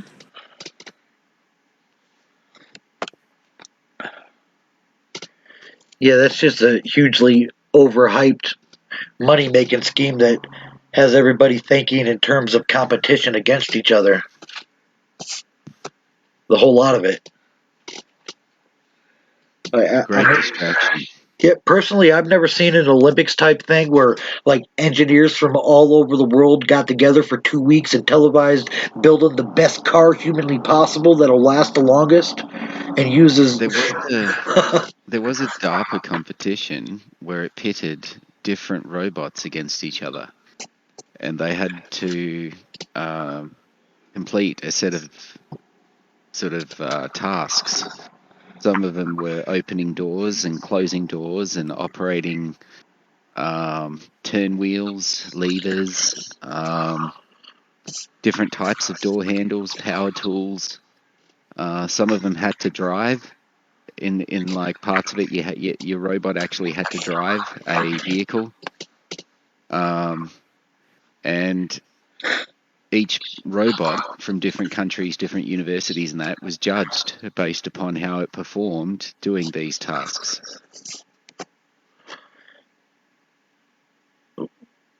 Yeah, we've got robots now. What? Sorry, go ahead, Pat Girl. It's better than sport. Yeah, I did actually watch this.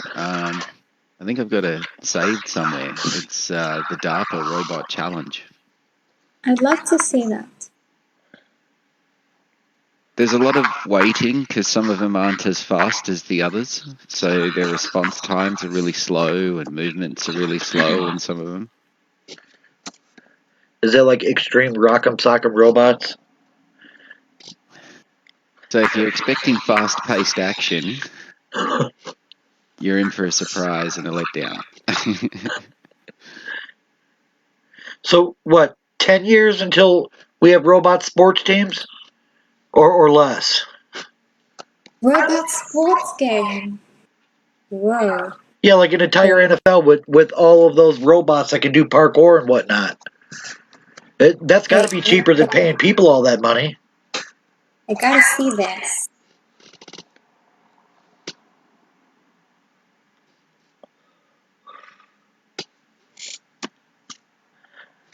concept that's going around. Really exists.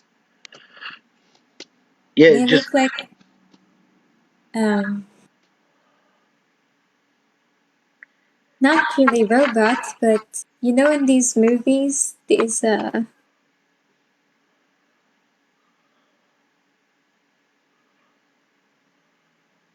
looks like a toy, but these are robots. Yeah, I've seen a whole bunch of toys playing soccer and stuff.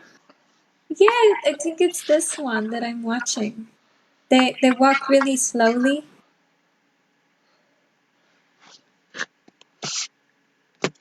In time, things will speed up. but in We've got some time, interesting robots now.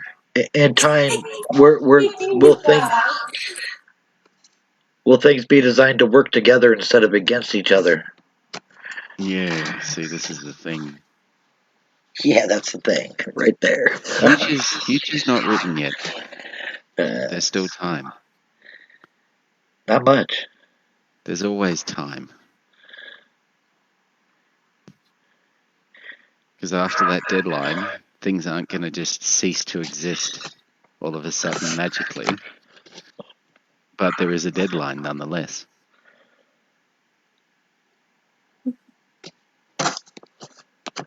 Things don't end. It's a continuum, constant flow. Yeah, and I mean, Frankel went through the Holocaust and still wrote his book. But how much better do you think that book would have been if he would have had to experience those atrocities? Like if he was supported and given the functions and abilities to create the concepts that are now known as a whole school of thought of existentialism. Uh, and these are the ways we've been oppressing and holding down humanity as a whole for a very long time. In many, many ways, across the board, on many, many levels. No, I hear you. I mean, if I end up scribbling some shit people like later down the road or whatever, cool. But I'd prefer not to have to like experience a concentration camp type society if that's what I was going to do. We don't need that catalyst. That catalyst is already here. We have the elements of change. We have the resources. We have the availability to get the resources to the people that need the resources. We're just not. And that's what's scary. There's a couple of things I want to show you, a couple of documentary kind of things. One's about ruling, and the other one's about how there's plenty to go around. It's monopolized by greed, corruption, and all of these other things. War. It stops these goods from getting to people. So it's. I'm not saying it's unsolvable. It's just complicated. There is no one easy solution. It's a broad attack across the spectrum from all angles, simultaneously. Yeah, that's all simple. At once. That's simple. Let's do it now. No, that's simple to talk about. But all of those ideas that were mentioned so far of becoming self-sufficient and working with others, talking, discussing things, all of these are ingredients to what we're talking about. They all have a part to play in their own right. They all have the cause and effect in their own right. You know what I mean? That have a domino effect on others. Because as I was saying, you lead by example. You be the best goddamn example you can. So that others around you will imitate you. And wicked and cruel men will feel ashamed to live a life not as virtuous as yours. Well, so says Machiavelli, anyway. Yeah, but people aren't really following positive examples anymore because they don't have the fuzzy bunny slippers and the Mormon fuzzies that come with doing what's cool or trendy. That's the thing. Following the example of a good example isn't what's happening. Focus on the People ones that aren't are. doing that. Focus on the ones that are awake. The rest will wake up in their own time. Domino effect. Where are they? Don't How do lose we? sight. Well, more and more people are coming to join the chat. More and more people are listening. More and more people are wanting to join the chat.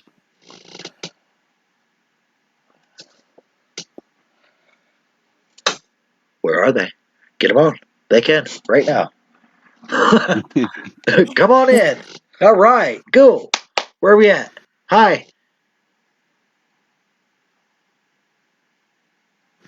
Right now, today, at this time of day, where we are currently, we need to be patient and be happy with what we've got. Oh yeah, this is awesome. This is a great thing going on. Like, definitely, without You must keep your doubt. focus on the here and now, young Jedi.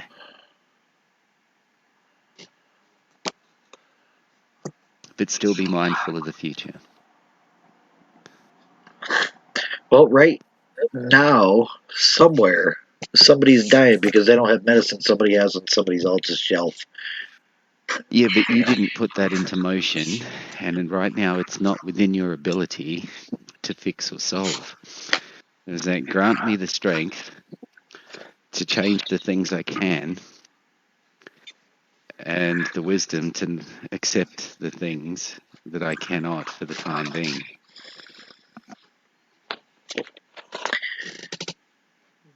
I've heard that said in a lot of different ways, and I strongly disagree. I have ever since I've heard it. Like, no. Like, figure out a way to solve the things you can't. Don't just accept them. If you think you can't accept, you can't solve them, they should be. Figure out a way to do something. Where's that piece? Perhaps accept is, in its full meaning, I guess, it's probably not the right word to use. But that's why I sort of added for the time being. Yeah, not trying to play semantics or anything. It is a conceptual thing here. But yeah, conceptually, I think when I feel powerless over something and I see the roadblocks, I don't just accept that they're there. I try to figure something out. Do you know when I see a roadblock, I put the car in four-wheel drive, or pretend it's a four-wheel drive if it's not a four-wheel drive, and look for another way. And even if I have to get out and walk some of the way around, or climb a fence, go under a fence, go through a fence, go through a stream, it doesn't matter. The point is, I'm still moving forward. You with me? Oh yeah, occupy now. So I'm not giving up. It's just I'm accepting the fact that that particular way is blocked. That doesn't mean that all the other ways are blocked.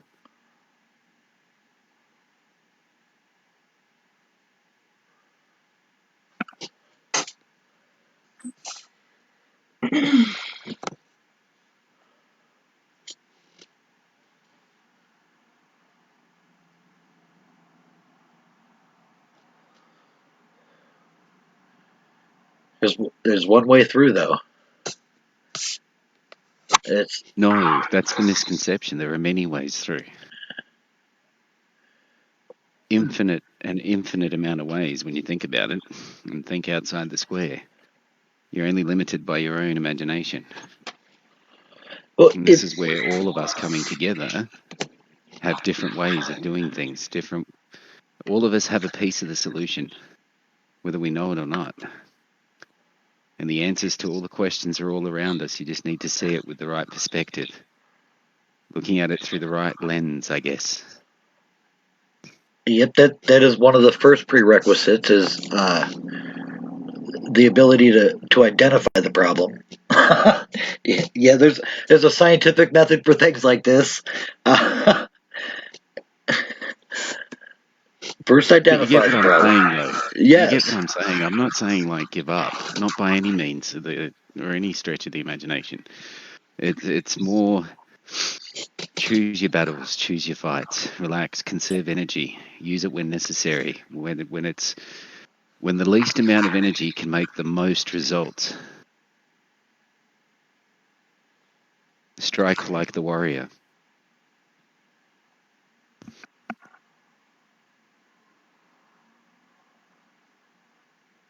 I mean, that's great in theory and practice, but there's not a soft form that'll stop. Philosophy.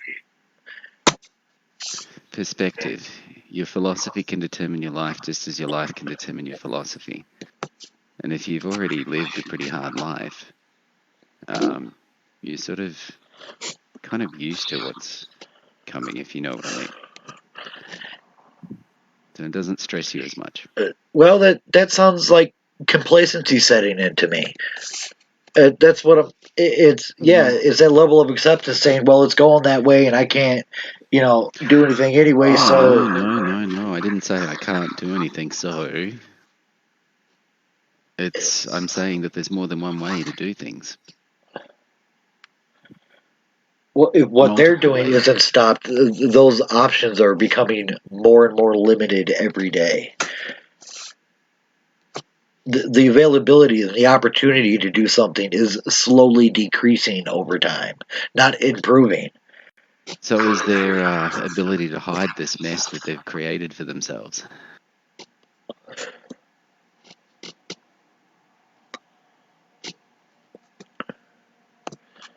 Well, they don't have to hide it if we're all in cages.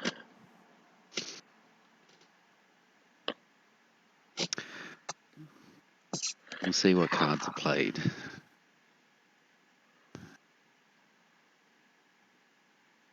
And adapt to the new circumstances. Well, I mean, they're not dumb. If there's going to be a serious card played, it's going to be like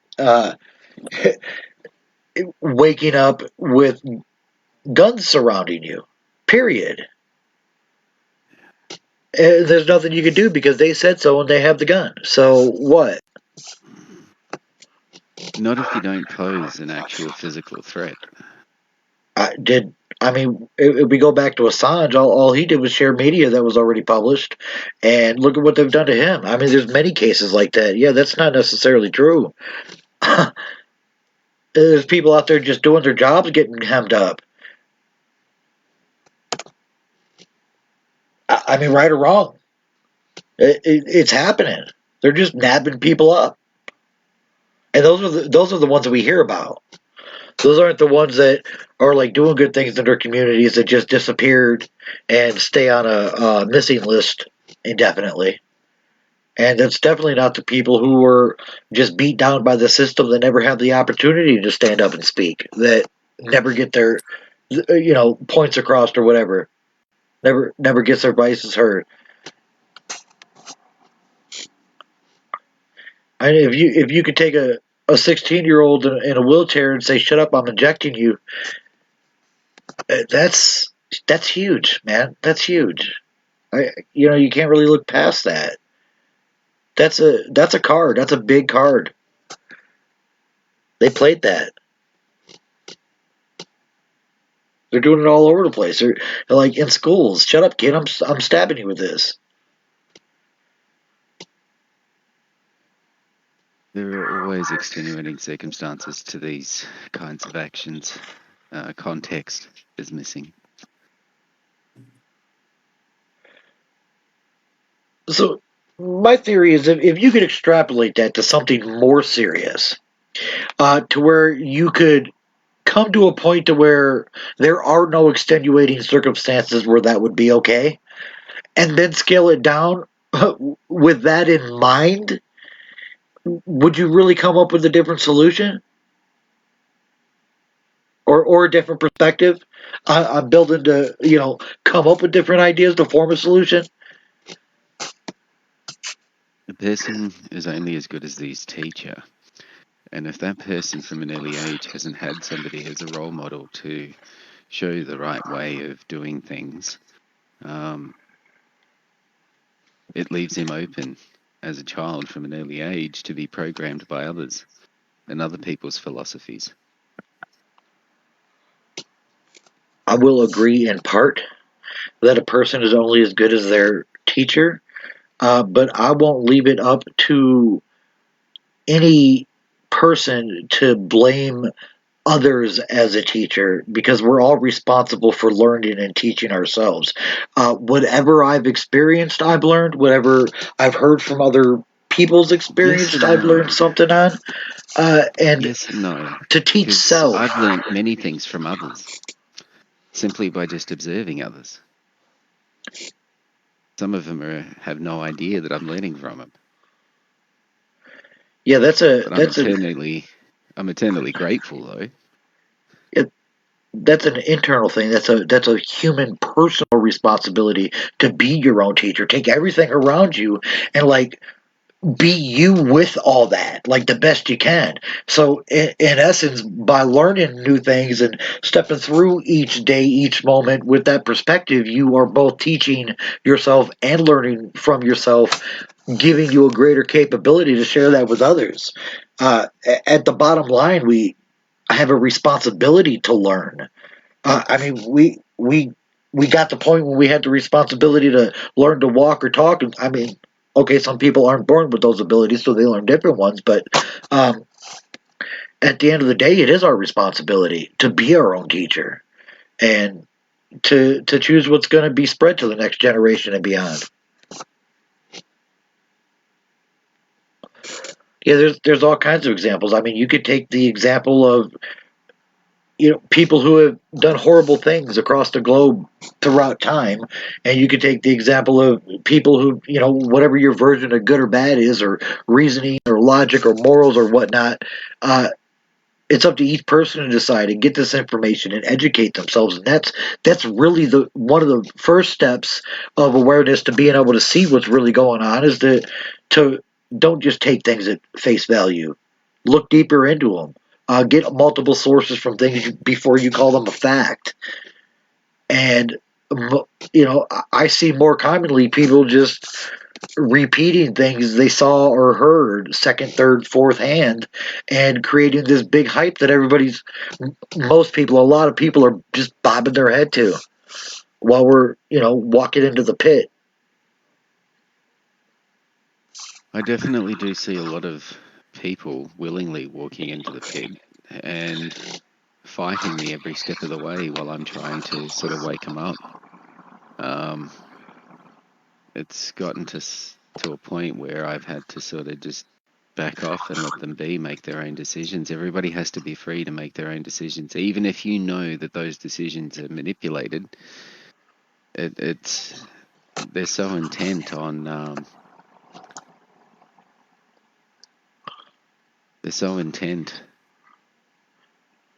Especially on if the you system that believe. they will do anything to protect it, and you're the enemy that's attacking their system that they believe in.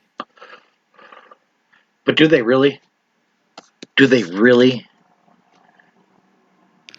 It takes something to shake them out of it.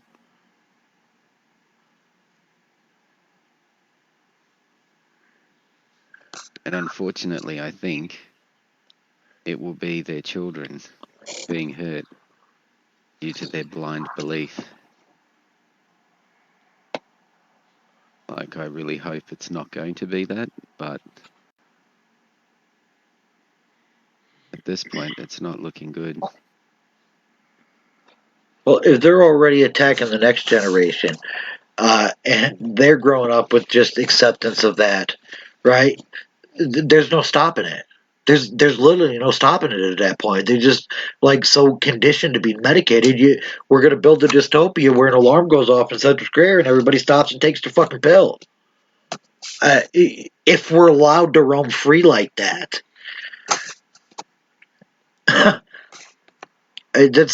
there aren't many directions something like that can go in. When people can't say "stop, don't stab me" without being called things or put labels on, anti-vax and all that crap or whatever the hell they want to say. Like, no, I just respect my body. I don't understand what that is, so I don't want to put it in my body. Argue with it.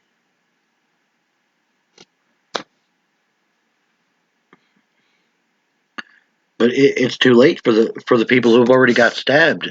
And yeah, you made a point. Like the body's natural systems may push those things out in time, Yeah. over time. But Yeah. it depends on how it binds there's like it affects your DNA. There are things that like bind to your DNA and that stuff. Who knows what that does? I This is safe. Take it.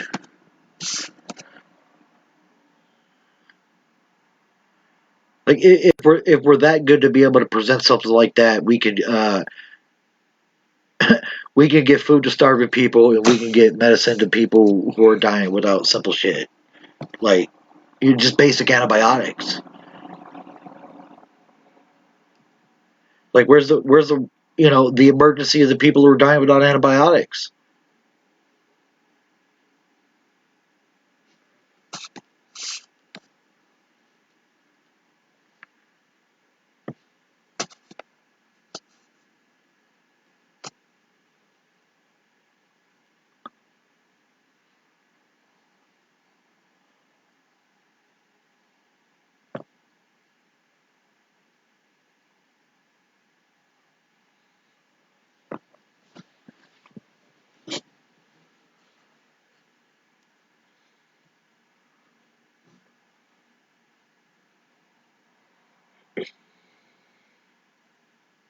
Anybody? Anyone? Well, we have been live a bit over 4 hours now. Uh, Oh, if nobody has any more to talk about. there you are. Welcome back. Hi, Thor. Yeah, I'm doing some cooking and some stuff here. So. But I'm listening in, hoping that somebody else will join. Just posting some links here and there. We might want to wait a few more minutes and see if somebody jumped on. No hurry. Lucy, you got something to say? Lucy has nothing to say. Yeah, it's a quiet night, but I guess that's Monday for you. And of course, we didn't do too good of a job advertising for this, so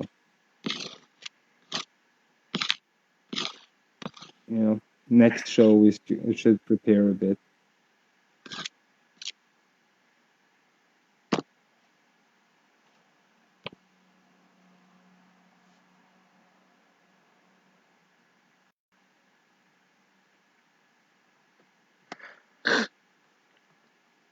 Yeah, if there's a topic line or something you want, I could put little pictures with it or whatever. Send me the media, or I'll find stuff. We can brainstorm whatever. And Yeah, exactly. We have to line up some stuff when it slows down, so we can run bids or whatever. You can screen share, you know that, right? yes, yeah. I actually I have several different things saved over in the scenes. I've been playing with it a bit. It's actually kind of fun. I enjoy it. It's weird like that with me in my head. Something new, and I'm playing with it. It's like some other programs I've used, but different. So I set up like yesterday's. I put when I mentioned about Amazon, like I got this one right here. Now everybody can see the Amazon World Services uh, thing where it says they're ready for zombies. Uh, yeah, that's all ready, and I got a screen share one with a big caution sign on it, so I don't accidentally get with the wrong thing in the background or whatever. But yeah, it's a really good system, easy to use. I was surprised. Yeah, I love OBS. It's a great tool. So many possibilities. And of course, so many extensions and add-ons. You can connect it to stuff, integrations with Discord and all kinds of stuff. So yeah, me like. Well, yeah, I guess you can end the stream if nobody else comes on. Party poopers. Come on, get busy, do it. Come on and move that body. Get up, people, and get down to it for the night. So before the night. No, just kill it. Goodbye, people. Goodbye. Thank you, everybody. And we are